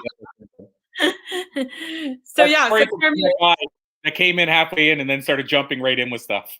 No, the ideas, you know, what happens is one idea will just inspire another, what else I could do for the people listening. So what's next, as we were talking about. Yeah. Awesome stuff. And so, Cal, did you ask, I think you did, but I think I just caught it, so I want to make sure. Did you ask Charmaine how we can connect with her and all that kind of stuff? Did you already share that? Okay. Yeah. I think that's please share it again, Charmaine, so that. Sure, you betcha. Charmaine, so you can find me, Charmaine Hammond, and the website, giving you my corporate one. Website is raiseadream.com, and that's our handle on social media as well. Okay. Awesome stuff. Thank you. I'm starting on March 1st, so yes, love to get some people in it. So yes, we'd love to have you, and thanks for having me today. I love what you're doing for speakers and authors to help them amplify their message. Thank you so much, Charmaine, and thank you, Kelly. You did an awesome job. Thank you for being willing to fill in for me. It was a scheduling thing. I mean, I'm very full disclosure. It was a scheduling thing where I scheduled somebody, and the time zone I picked, I mixed the time zone somehow, and so there was an overlap. So it was my first time doing 2 interviews at the same time. So I think it worked out perfectly, the way it was meant to. Thank you so much. Awesome. Thanks so much, Charmaine. We'll let you run, and we'll call it a to be continued. Thank you. Take care. Awesome. You too. Thanks, Charmaine. So going to bring our next guest right on, just so we maximize the time once again. This is our final guest of the day, last but not least, my friend, the Monk Dude. And I think I see that you have mute on. Just to let you know, Data. I don't know if you can see that there. No, it's still on. Let me try to unmute you my side. Got it. Okay. Okay. Now Awesome. right? So I'm trying to remember. Have you guys met yet, Kelly and? No, we haven't. No. And And I have no idea how to pronounce your name. I thought my name was hard to pronounce. Your last name is way harder than mine. Well, it's Sanskrit, and the good thing about it, unlike English, it's consistent. So once you sort of begin to learn a few Sanskrit words, they all kind of pronounce the same way. So you can break it down. It's Nava, Neil, Ananda. Sounds beautiful. But I have a brand. My brand is the Monk Dude. That's because when it came to California about 12 years ago, all the Californians told me, like, you got to have a brand. You got to have a brand. I'd never thought of having a brand before, but one of my musician friends used to call me the Dude Monk. And so we came up with the Monk Dude, and people seem to like that. So that's and people can remember it. Navanil and Unda's a little tricky. Kelly, so it's Falardeau? Falardeau. Falardeau, see, that looks very French, is that correct? It is, yeah. Yeah. Nice to meet you. Yeah, and you know what? I'll throw my hat in there as well and say that I've heard some interesting ways to pronounce my last name over the years. Poirier is the very English way to say it, and I can't even say it the very French way because it's a very French name. But because people roll the R's, but I get some really weird ones like what Poirier is a very common one. I mean, they're spelling it how it sounds, right? Or Poirier or something like that, French. Yeah, you just did it better than I can. That sounded like super cool. My way of doing it, not so much. My 2 years of French in school finally came to some use. Okay, well, that's you made it sound fantastic. So it's but I think in fairness to the people that pronounce it Poirier, I mean, really, that's how it looks. Like, they're phonetically spelling it out. So the Poirier, it doesn't really kind of. If you're English, that doesn't even really compute. But as we, the English language itself, I guess they say is what the toughest language to learn. I don't know. I'm lucky I grew up learning it. So I grew up speaking it. So. Yeah. And I still haven't learned another language except music. Oh, I'm the same way. It's funny because I always think, I couldn't learn another language. And everybody always said, you learned the hardest one. But to your point, when you're born and that's what you know, that's what you know. And my mom was an English teacher. So she actually used to return my letters corrected sometimes. Oh my gosh. I thought it was hilarious. She had a great sense of humor. That's hilarious. So Dada, on that note, we always get our guests, and you were on recently on our other virtual event, but we always get our guests to tell us a little bit about themselves. And I never like to assume the same people are listening, so we might have some new viewers and listeners. Sure. So can you tell us just a little bit about your backstory? And then, of course, as you know, we're going to dive in further and talk about the book business and podcasting and influence and all that kind of good stuff. Cool. Yeah. So I grew up in New Zealand with a very English mum, and I was very interested in music and marine biology and all wizards and all kinds of stuff growing up. But I ended up, I had a very life-changing epiphany when I was 19. I was at university, a big sort of spiritual experience, and dove into the world of meditation, exploring the mind. And a few years later, 3-4 years later, I ended up going to India, and I studied with a great yogi there, and I became a monk. And I've been traveling in different countries, teaching meditation, philosophy, natural health, and getting involved in social service work. Our mission does a lot of social service and development work. And I've been in Silicon Valley for the last 12 years, and I've ended up teaching meditation in a lot of corporate environments here and creative thinking. So I'm very much into, music, writing, and so creative thinking is really a kind of a intersection of meditation and the creative work I do. And so if we dive right in, right from the start, I guess, on the book side, we've been talking a lot about books yesterday and today. And so first of all, I'd love to get your take on the why. Why did you, and tell us, of course, about your books. I know they're two very, very, very different books from each other. Right. But can you tell us why you wanted to write a book and then a little bit about the books? Sure. I've actually I've been starting to write books since I was, 8. And I didn't finally get around to finishing one until a very dear friend of mine, about 20 years ago, half wrote a book concluded he wasn't going to finish it, gave me the manuscript and asked me to complete it. And it wasn't my subject. We kind of didn't exactly write it together, but I was involved in it. And it was basically a teaching manual on meditation that we were using for students at universities. And it ended up as this. So close your eyes and open your mind. The practical guide to spiritual meditation. So that's my serious book. I call my serious book. So it's really a teaching book. It's like a textbook for students. And it, by dumb luck, it's ended up selling quite well. I think I've sold, 15,000 copies or something. And it's because it's a textbook. So it filled a vacuum. There was a need for an easy to understand, but well, it's pretty well written. The third edition is well written. The first one is embarrassing. I burn all copies that I come across, but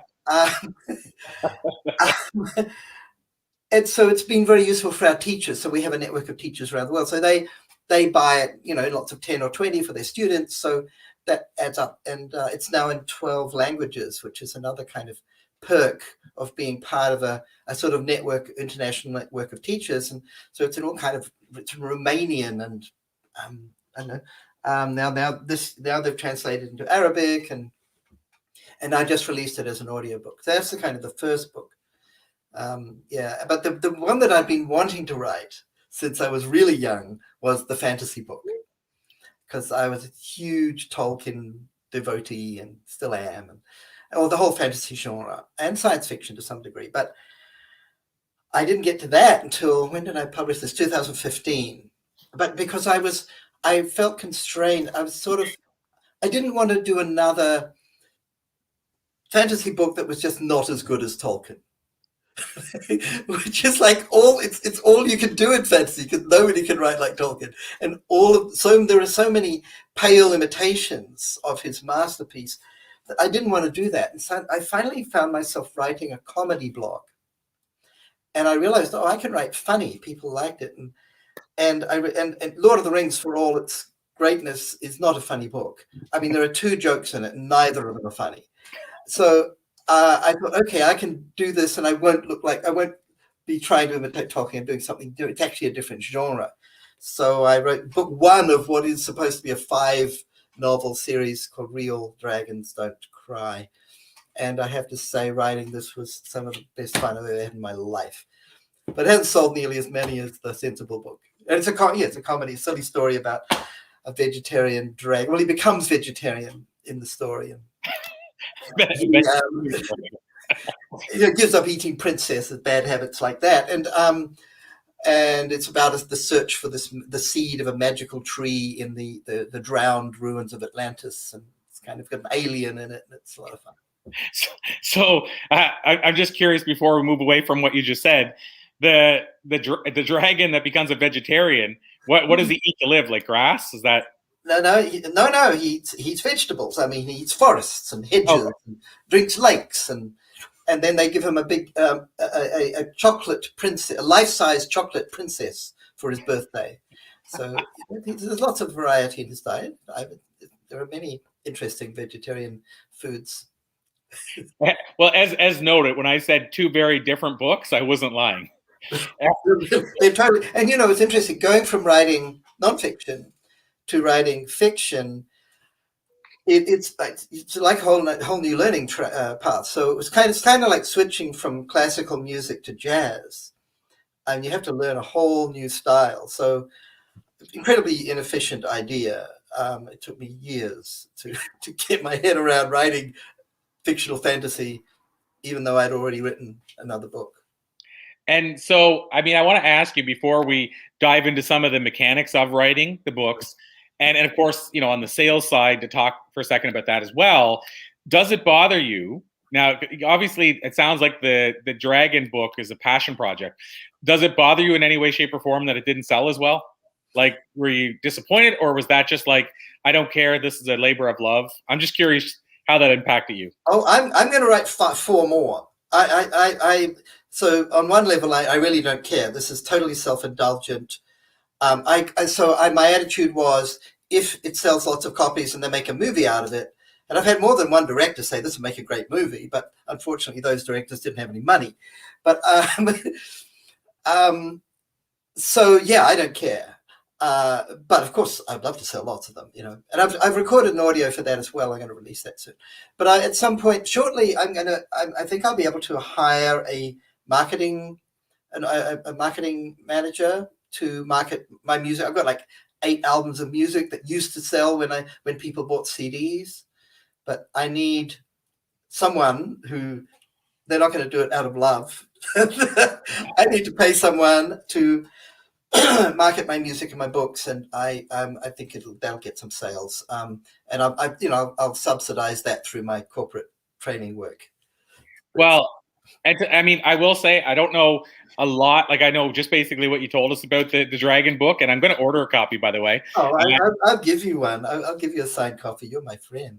Well, but you told us more about it this time. Last time I didn't really fully know a lot about it, so now I'm super intrigued. And I have to say, I follow up with what you said. I mean, I can see that being a great movie, and there hasn't been something. I mean, there's been things that like the Dungeons and Dragons that were kind of sort of a bit jokey about, you know, the medieval times, but there hasn't really been something like you said, you know, a vegetarian dragon and Game of Thrones wasn't a lot of laughs. That's true. No. Exactly. That's what I mean. So there's something there. I think I really do. I you know, it's impossible to be objective when I'm so attached to this story, but I think it'll make a great movie. I love it. So now I want to ask you. You mentioned a key thing there, that tackling a totally different writing style, even just going from nonfiction to fiction, was a big task, and you had to almost unlearn and relearn. So what is your writing style in the first place? Like, did you sit down with a certain, we just had John Lee Dumas. I was doing a simultaneous interview, and he's the Entrepreneurs on Fire guy. And he wrote his book. He just told, and Kelly, you can hear this as well, but he told me that he didn't expect it, but I think he said he sat down for 2 hours every day for 200 and some days to write the book over 8 months. And he's a machine. Like everything he does is like he used to do the podcast. He'd do 14 interviews a day. Like he's just a machine. But the point is, his writing style obviously was to sit down and push through it 2 hours a day, every day, like set the clock, I'm sure. My question is, out of that, is what is your writing style compared to that? The opposite of that. I am a completely inspirational idiot. I try to create those routines and write regularly. And sometimes I'll get streaks where I will write every day for a few weeks, but I've never been able to maintain it. So the way I wrote my novel was, I basically, this is going to sound incredibly indulgent. I concluded that there's no way I'm going to finish this unless I take a month to 6 weeks out every year and go somewhere nice. And it was sometimes Bali and sometimes Puerto Rico or Hawaii or Brazil. And I have free places to stay at all those locations, and just write and meditate. And that's how I got it done. I would go away and focus for a month or 6 weeks every year. And it took several years to get through. It took a ridiculous amount. I'm embarrassed to tell you how long it took, to be honest. I mean, you know, well, at the same time, I think the universe is the universe, right? That's your writing style. And so if you didn't do that, it'd be a different book altogether. And so I feel like that was what was meant to happen with your book. I have incredibly fond memories of the writing experience. I mean, a friend gave me a little cottage to stay in Bali, in this beautiful valley overlooking the rice paddy and these palm trees and a river, and I'd listen. The frogs would sing me to sleep at night. There were 4 different varieties of frogs. They were like a little orchestra, and they took care of all the mosquitoes. There were no mosquitoes. It was paradise. And so I sort of, that inspires me to write about dragons. And the memory is just like, you know. I totally get it, because let's see, it was probably a year ago. We were doing some interviews with James Redfield with Celestine Process. I read it.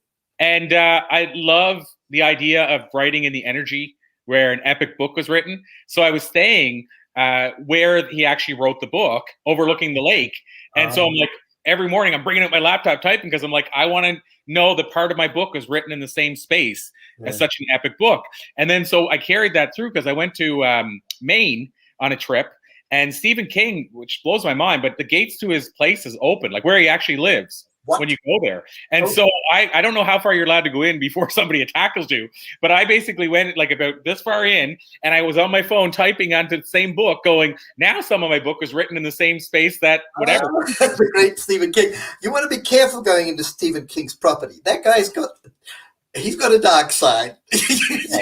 If you think about the stuff that he was able to write, you kind of. Oh my God. I mean, but a lot of people forget that, he wrote The Shawshank Redemption. I mean, he wrote incredible, brilliant literary stories. And a lot of people write him off as a horror writer, but not at all. Well, even what was it, The Dark Tower? He wrote under a pen name. That's a completely different genre. Yeah, he's extraordinary. But his obviously has multiple places. But the place I'm talking about is he's lived there forever. And it's like a national almost monument in Maine, but he lives there. Like the whole time we were there, there's people coming and going the whole time. And I read, because I was like, can you actually go there? So I Googled online first to make sure I wasn't going to get shot or something. And somebody said, yeah, they went there, and he came out to the door, and he just basically came out and sat in the step and started talking to people for like 2 hours. like he's literally there. What's that? Sorry. Where is it again? It's in Maine, and it's right on the downtown strip. And it's kind of funny. The postal guy. This is a side note, but the postal guy came up, and my mother just talks to everybody, and she's like, "Do you know if we're allowed to sit here and do this?" He goes, "Oh yeah, everybody does." And he said, the guy said, my mom said, "My son would love to get him on a project that he's working on. What would you say is the best way to do it?" And the postal guy's telling us, I won't say it too much because I don't want to get the guy fired, but he's like, "No, okay, if you try to bring it here," he said, it won't be going over too well if you go right up to the doorstep here. He said, "But he has an office downtown. Here's the address. And what you could do is you could drop it off at the office there, and then there's producers who see it. So they would open the mail." Like, he went like full on into all these details. And then he goes, he named another lady who's a big writer who lives like 3 houses up. And he said, now it's a different story. And then he starts telling us her life story. I'm like, this guy's a little too friendly and open, I think. Well, I've done a bit of interviewing, not like you, but I've interviewed, 70 people or something. But it's a great way to meet writers because writers like to be interviewed. It's free publicity, right? And we love talking about our books until people are bored with us. So. Absolutely. Well, to finish that whole story, he has a foundation.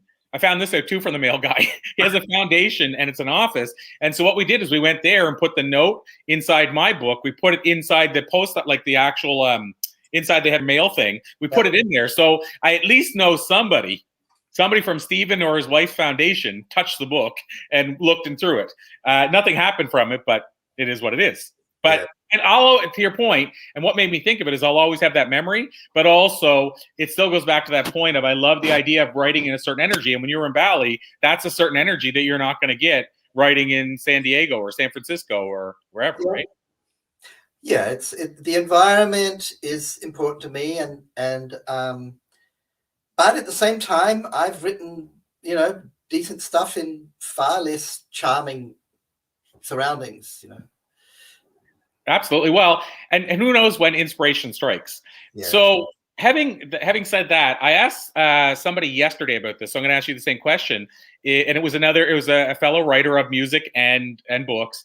But when it comes to writing, for you, are you one of those people that it comes through you? Like, meaning when you're writing, it feels like it was channeled through you? Or are you a person that, like, when you went there, did you every day say, okay, I'm going to write, and then basically have an outline and say, I know you said you're artistic, but do you have an outline or say, I'm going to sit down and write today for this many hours? Or does it seem to just come through you once you start?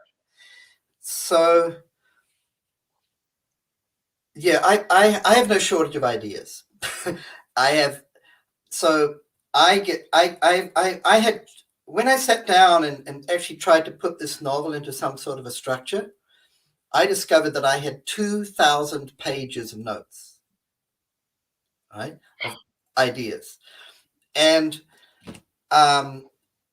so I spent 10 days kind of summarizing, trying to capture each one, and put them in it. And we ended up with an outline of 3 novels, and I did it with Post-it notes and laid them out all on a big table. And it was, so in other words, yeah, I sort of get a lot of inspiration ideas, and they flow through me, and I feel like the characters are alive, and they talk to me, and I get their, I mean, it's not kind of in a weird way, but I mean, I can sit down and I know the characters so well. They live in my head, and the conversations, the dialogue is probably my strong area.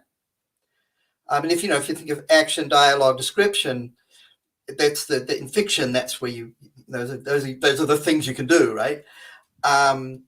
Dialogue's my strength, and it's because the characters, I love them. And the bad ones, I love to torture them, but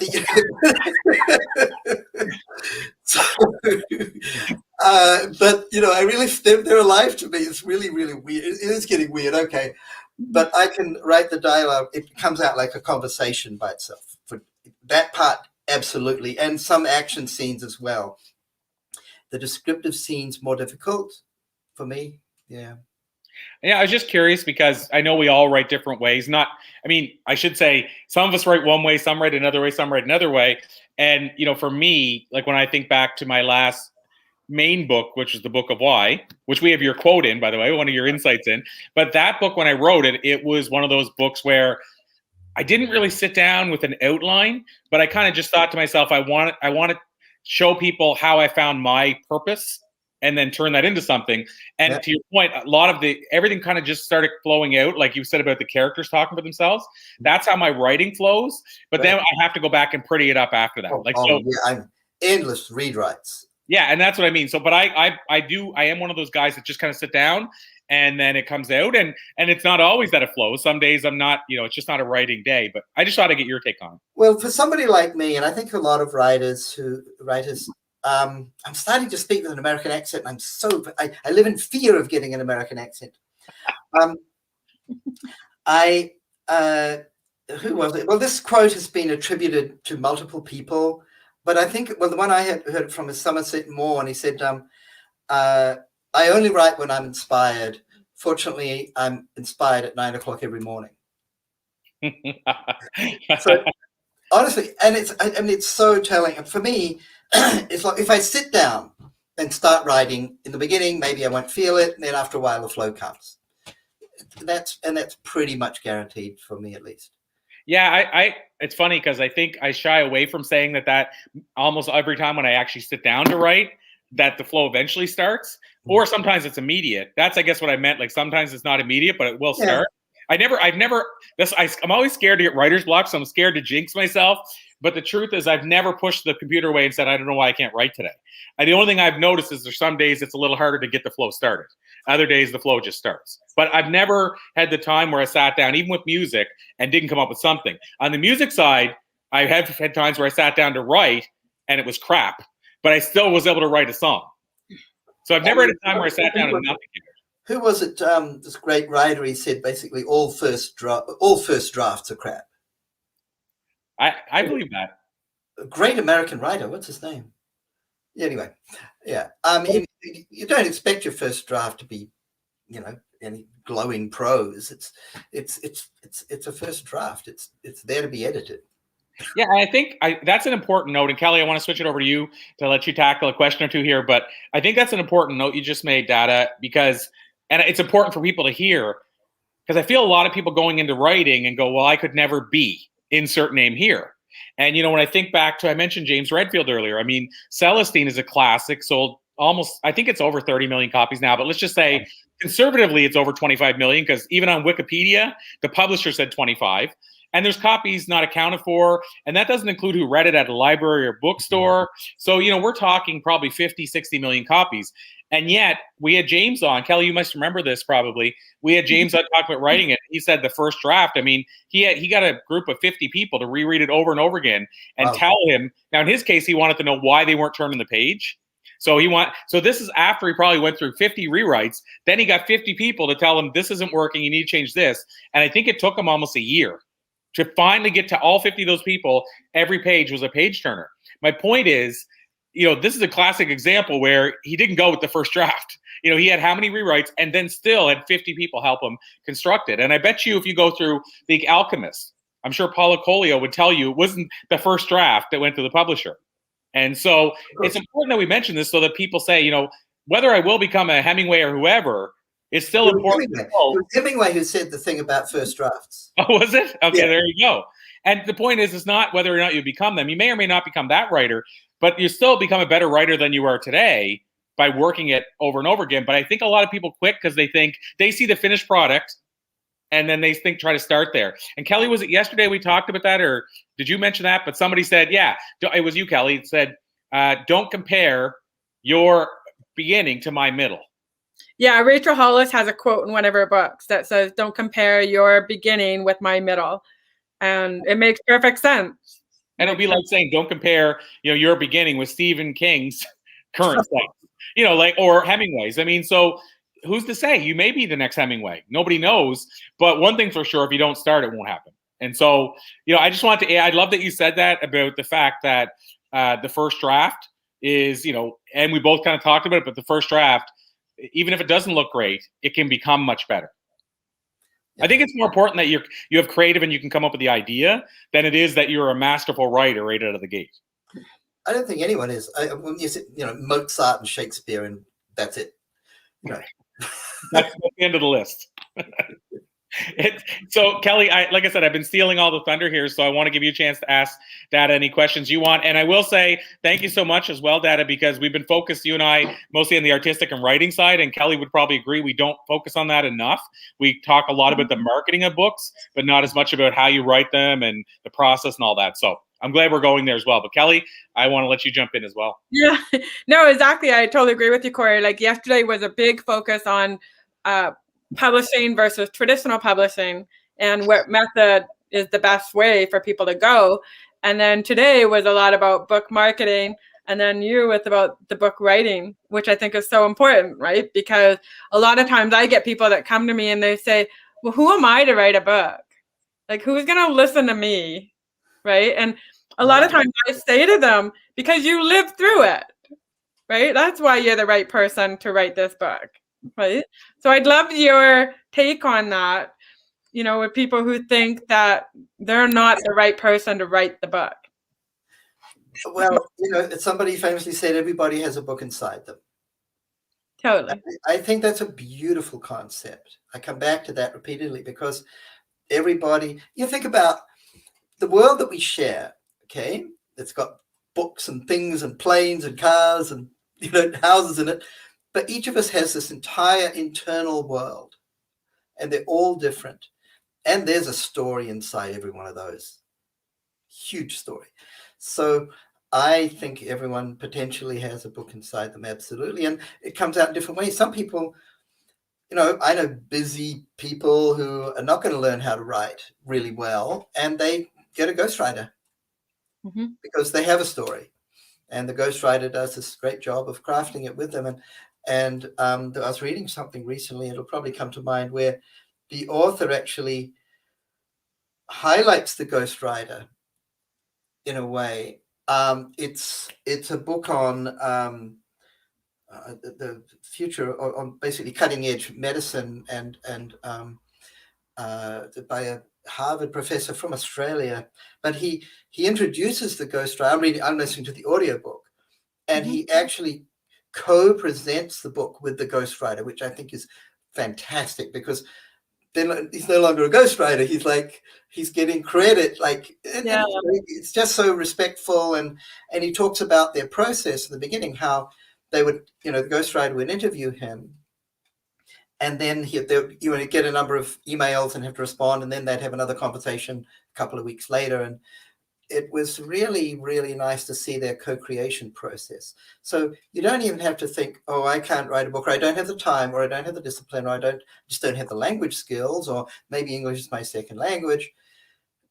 If you've got a little money, and quite a lot of money actually for a good ghostwriter, that's another option. Yeah. Well, and Kelly, I don't want to jump right in. I'll let you continue back on this. But when Dada was mentioning that, it made me think about us having Bob Berg on the last time around, and Bob wrote the Go-Giver book. And then previous to that, we had on John David Mann, who was Bob's ghostwriter / co-writer. And to your point, with Bob, and I was just on an Inner Circle event last weekend, and Bob was the special guest. And he, the whole time, he's referencing when John and I wrote this in the book, when John and I wrote that in the book. But yet 99% of the people think Bob wrote it himself. But he goes out of his way to bring John in as his co-writer, and they've written every book together. So to him, it's like his co-writer. But yet, I think in the first book, it doesn't even say his name. But then in some of them, it says with John David Mann. But my point is, and what you were just saying, it's so cool how he involves him and said, this is why we did this. And John had this great idea, so we went with this. So he's fully given him credit for it. Ghostwriters, they're master craftspeople. They deserve a lot of respect. And I think I really like to see it when they're acknowledged more fully. Absolutely. So Kelly, did you have another follow-up question to that? No, I mean, I have a client of mine who she's writing some romance novels, and that's what she's doing is she's come up with the title and the general plot, and then she's having ghostwriters that are writing for her. And it allows her to get it done much faster because then she can just focus on the marketing part of it instead of focusing on the writing part of it. So I'll bet you there's people we think write books. Like I'll bet Deepak Chopra doesn't write all this books. He doesn't have time. He's he's almost at 100 now. So yeah, I don't know how you would find the time. He does a lot of other stuff as well. I don't think he's anyway. That's my guess. And then there's another approach. I mean, look at the Chicken Soup series. They didn't write those. They edited them. They selected and edited and marketed, and did a great job of that. So there's lots of different ways to do this. Yeah, I talked about yesterday, and I've shared it a couple times because I think it's really powerful for people that struggle with writing a book in general. But I mentioned Lisa Nichols and how I found out in an interview with her that she's dyslexic, which I didn't know. And my first head, because I'm talking to her about writing as well, goes to, wow, how did you write the books? Like that must have been hard because she has 2 New York Times bestselling books. So I'm like, how did you write those? And I think she also was the main person that worked on the Chicken Soup for the African American Soul. So that would probably involve like editing and involved in all that stuff. And what she said was, and she openly said this in an interview, so it's not like I'm sharing something behind the scenes. She said that she got a big advance for the first book because she had such a big following. And she actually put it in a separate account. I told you this yesterday, Kelly. She put it in a separate account because she was scared. What if I can't write this book? I'm gonna have to give this money back. And so I said, so then you finally wrote it. And she goes, sort of. She said she sat for days trying to write it, and she couldn't because being dyslexic, she sees the screen a lot different than I would. And she talked about how it takes her maybe 3 months to read a book that somebody else might read in a week. And so she said, I read deep versus quantity. But the point is, she said she gave up on the idea of trying to write the book herself. And here's what she did instead. She realized, you know what? I might not be that great of a writer, but I am a good interviewer and interviewee. And so she said, what if I were to hire somebody to interview me and turn that into the book? And then what she also did is filmed it in really high quality in that, and she turned it into a program and stuff as well. Perfect. Yeah. But that's how she wrote the book. So there's always a great approach. 100%. And there's always a way. A lot of good, like for example, my first book, that actually came out of a teaching series. It started off as a curriculum for college students. So, you create it forces you to structure it, right? You create the framework and you got to deliver it, and you get ideas from the students. You get feedback, you see what resonates, what people like, what they respond to, and their questions. And that all adds to the final product. And as you said, right now, for example, I'm working on a book. I shouldn't say I think I'm working on 27 books, but one that's actually taking form. I'm crazy. So I got this idea. It's called The Secret Powers of Meditation. And I've got like 10 of them. The power of silence, the power of breath, the power of focus, etc. And the last one is the power of love. So it's a whole thing. But I thought, okay, how am I going to, there's a lot of work. And I don't love work. So, but I like teaching. So I actually created a course and I taught 10 classes and recorded them all. So now I have the core. It's the first draft. Mm-hmm. Plus I've got my students' questions, feedback, and more ideas come. Now I've got 10 more. I've got book 2 already. Well, now Yeah. Oh, go ahead.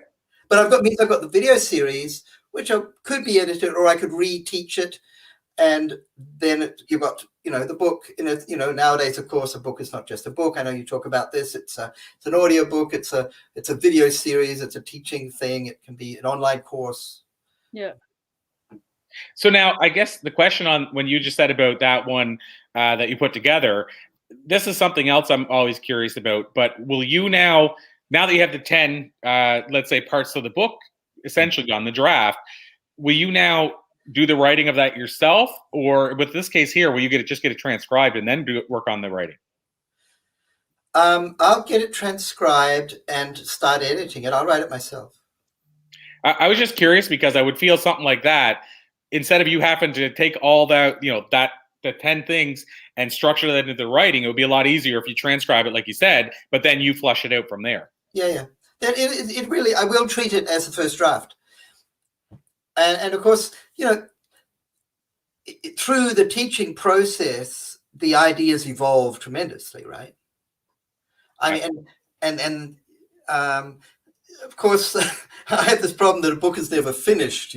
Like I said, I've done 3 editions of this, and I'm a little. When I went back and did the audiobook of Real Dragons Don't Cry, I was reading the book and I was thinking, oh damn, I should have rewritten the book before I started recording. So truly, the book is never done. Oh God, and I'm a nerdy perfectionist, which is a pleasant form of torture sometimes. So, Dada, this has been an absolute pleasure. The universe tells me where to go, so I didn't have any clue we were going to focus more on the writing and artistic, but I'm glad we did, because your interview definitely stands out. But also, one of the things I want to add before we ask you how we can learn more is that if people follow you on Facebook and follow your posts and that, I think they'll get a feel for your personality and sense of humor as well through there, because I remember at different times seeing some of the cartoons and stuff that you've shared and the comical stuff you shared, and and I think you have a blog where you do that as well, if I remember correctly. Yeah, I have a Medium account where I have some fun, crazy stuff. But you definitely have a great sense of humor. Here's a title. One of my postings is called "Squishy Stuff That Doesn't Work." Squishy stuff that doesn't work. It's based on this awful product that I bought over the internet that didn't do what it was supposed to do. Anyway. But yeah, so I mean, I feel like people really, to fully get the monk dude fully, you have to also understand your sense of humor. You have a great sense of humor. So I'd recommend people follow you that way. The circle around to that, though, is, and where else can people find out, what you're doing, how to connect with you, all that kind of stuff? Where else would you send people? So themonkdude.com is my website. LinkedIn is kind of actually the social media platform I use the most these days, but that's more sort of corporate leaning. If you want the funny stuff, go to my Medium, look for my long complicated name, or the Monk Dude on Medium, or the Facebook stuff. I don't use Facebook so much nowadays, actually. And so, on just curiosity, the blog from your main website, is that the Medium one, or is that a different blog? That's different. Okay. The main website is kind of serious corporate stuff, and there's a little bit of funny stuff in there. But the Medium one is where I kind of let loose. And I just got a nice invitation to write a column for a pretty big publication, and I got a license to write whatever I want. And it's got some hundreds of thousands of readers, so I'm going to write a lot of stupid stuff in there, and I'm going to enjoy it. And so that'll be and I'm going to use that. Now I'm thinking about marketing. I hope to get a fairly big readership there, that I can use that to promote my fiction, to point people to my fiction writing. Love it. Well, what I love is that there's never a dull moment in the Monk Dude's life. So I love that you always keep things moving, and there's always something new you're working on. So with your permission, I'll call it a to be continued. Okay. And in the interim, also, people want to grab your books. I should have asked that as well. Can they find those on the website as well, or? Actually, it's easier. Better to go to Amazon. Okay. Yeah, you could just look on Amazon for my name or the Monk Dude, and you'll find me there. And I've got both books there, and I've got the audio book. One of them's in audio, the other one, the audio is still being edited, but that'll come. Awesome stuff. Well, like I say, Dada, this has been an absolute pleasure. I always appreciate our time together. And again, I'll call it a to be continued with your permission. It's always a joy to talk to you, Corey. Lovely to meet you, Kelly. Yeah, it's great to meet you too. Thanks Awesome, so my much. friend. We'll let you run, and you have a great magical day out there. Thank you. Good. Awesome stuff. So, Kelly, just as we bring things to a close, because I know we're both have to run to the same event. You're on there today too, right? Yeah. Oh, and I want to show one more thing while I think of it. But yeah, so we both have to run there. So we won't keep this very long. But since I showed Amy Murphy's new book yesterday, here's another one of our Blue Talks speakers, Brian Rivera on the bottom there, spoke at Blue Talks Harvard. He's got his new book out called The Flow System. This is really the work that he does. He actually works with Toyota and a lot of large companies, helping them develop flow systems, which I don't really know a whole lot about, but he teaches it in Blue Talks, so you can check it out over on the YouTube channel for Blue Talks. But yeah, check out his book and support Brian. And then, of course, the new 3 books, as we've said, are out as well. So feel free to check those out. One thing I wanted to mention, Kelly, that you didn't get to hear that I thought would be cool to share, since I asked it over on the other stream with John Lee Dumas, but people on the stream might not hear it unless they listen to that replay. I asked him about the book deal that he signed with HarperCollins Leadership that I referenced earlier. Oh, yeah. So he not only told me whether he felt he would have had the deal or not if he didn't have the large network he does, he actually told me what the signing bonus was for it. So, and the reason is because if you go to his website, which I think is eofire.com, they have an income report. And he said it's been 90 months that they've shared the income report, which means that for 90 months, they've shared every penny they've made and how they made it. Wow. Because Pat Flynn did it originally. He saw Pat Flynn do it, and it inspired him to get into business. So he wanted to carry that mantle and keep doing it. And the idea is he wants to show people exactly how he's making his money to inspire you that you can make money that way too. So the book, he actually had a bidding war from, I think it was Random House, he said, and Harper, or Penguin and Harper. So one of the two, but he had a bidding war between 2 of the big, well, we always say big 4, 5, or 6. I mean, different numbers, but the big ones, he had a bidding war between the 2. So how he got that deal is, he said, and this goes back to his network, he said, if I would have been trying to get this book deal in 2012, he said, I wouldn't have had a chance. If I would have been trying to get it even 2017, I wouldn't have got it. He said, by 2019, my network was big enough that an agent approached him. And this agent said, what I do is I help people get book deals with the big book publishers. And so she said, I'd love to take a stab at getting your book signed. And so basically he worked with her, and she said, you know, we might get one offer from one of them. And she didn't expect it, but they ended up having a bidding war with both of them bidding back and forth each other. So he ultimately, and again, he openly said this, he ultimately signed a $325,000 advance book deal with HarperCollins. Good for him. And, yeah, and now the interesting part is I thought he was going to say what I usually say. I asked him why he went with a publisher, and I thought he was going to say distribution. And he even said to me, explain what you mean by distribution. And I went into the detail, and he said that was maybe one factor. But for him, he had quite a few other books, even though they weren't traditional books, that were self-published, and he wanted to have the experience of being with a publisher. He wanted to go through that experience. And so he had his first book was a podcasting book that you can still buy on Amazon, but it was self-published. Then he has the Freedom and Journal I mentioned, and the Mastery Journal, and those are basically like almost like daytimer journals where you can track your day and achieve high performance and stuff like that. So bottom line is he's released quite, I think, 5 books, but none of them have been your traditional nonfiction full-size book. So this is his first real book, and yeah, I guess he just wanted to go with a traditional publisher. So what will this book be about? It's called, I want to make sure I get the saying of it right, but it's common? It's uncommon and common. He uses the 2 of them. Let me just grab the actual name. It's like the uncommon, it's the common success traits of the uncommon, or one sec here.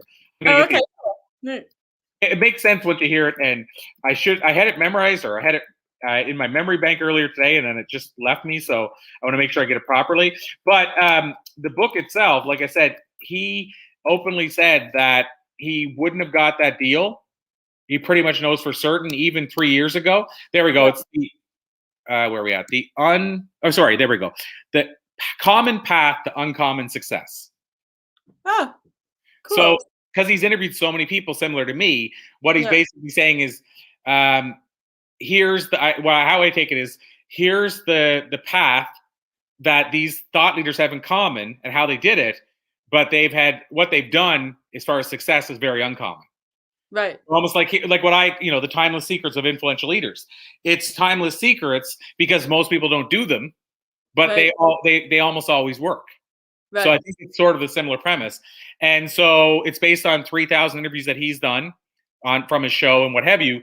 And yeah, he said, because that was the big question I said I would ask, is that without his following, i.e. his podcast, blog, his network online, his talks that he does, he probably wouldn't have got that deal. So to go back to our earlier point, to walk out and say, I'm going to get a HarperCollins deal doesn't typically happen.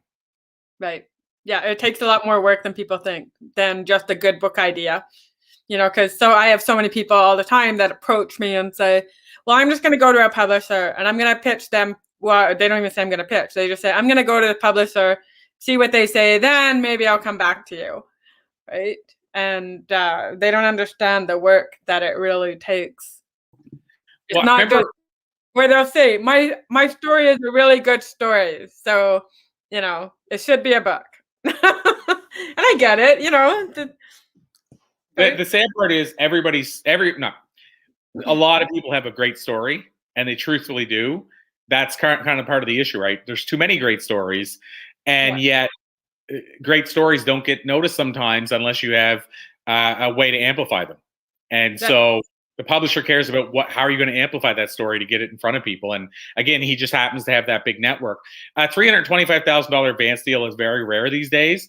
And I remember what he said the agent told him. The agent said, she said, we might be able to get a 5-figure book deal. So she didn't even think they would get 6 figures, meaning she didn't even think they would get over 100, and 325 is a pretty good jump over that. But it helps when you have two two publishers that are bidding. The other one knows this one wants you for a reason.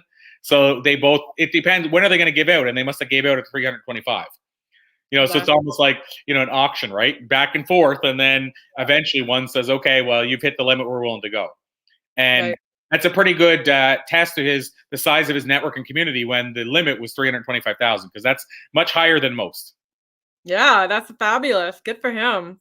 Yeah, so that's just again, for those that might not jump over and check out that replay, that's an update from when I said I would check with him on that. So yeah, so he's got the book coming out pretty much right away. And if you want to hear more of the insights, I do recommend you go check out that replay, because we spend probably the first half talking about the book business, which is longer than I thought we were going to stay there. And then we go to the other half talking about the podcasting world.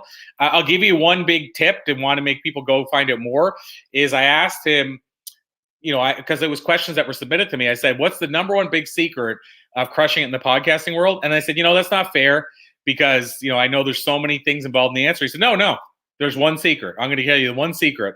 And he said, in a nutshell, figure out a problem that you can truly solve better than everybody else that nobody else is trying to solve. Okay. And you have the answer for that. You're going to be basically essentially a pond of one versus a pond of many. Like you're going to be by yourself. So what he said was, and I said, so immediately I followed up and said, okay, so what was the problem that Entrepreneurs on Fire was solving? And he said, the problem was simple. He said, I wanted a daily business podcast to listen to, and it didn't exist. So he said, the cool thing is the day we started, he said we were the worst podcast on daily business podcast around. And we were also the best because we were the only one. Right. And what he said was, because of that, he went to daily, which nobody else was willing to do. So it was hard for people to compete with him because they'd have to commit to going daily. And so for a long time, he had the market all to himself. And so really the takeaway is, if you can figure out what you saw better than anybody else, and he said, and it's okay if there's a couple of competitors, just hope that they're doing it crappy compared to you. Right. So anyway, it's a food for thought. And really, if you think about it, with the Amazon bestseller strategy, there's a lot of people doing it. If you look at the overall numbers, it would probably sound like a lot. If you look at how many people are in the world, it's not that many. But the thing that you're doing, the way you approach your sales, is even different from a lot of them. So you're in the few and not the many. Right. And, me helping people land a branded talk, there's not a lot of us doing that. Yeah, no, for sure. So anyway, I just want to share that with you. So big takeaway for people. And that can be with your writing your book. Write a book that solves a problem for people that nobody else is solving. And do it better than everybody else. So that's a big golden nugget for the day. So other than that, Kelly, this has been another fantastic day. Is there anything else you want to add before we both run off to the other side? No, we both have to run off, and they've asked me to be on it because they want to ask me some questions in front of the whole group. So we both have to run. Yeah, absolutely. So Zoom. It's funny. Are you back with me tomorrow again? Yes, I'll be back tomorrow. I can be back. So we'll be back tomorrow at 11 Eastern. And in the interim, anything you want to know about Blue Talks, go to bluetalks.com. And Kelly, what website would you send them to if they want to know more about your work? 7stepsauthor.com. 7stepsauthor.com. Awesome stuff. Okay. Thanks so much, Kelly. Always a pleasure. Thanks, everybody, for tuning in. We will see you tomorrow. Thanks, everyone.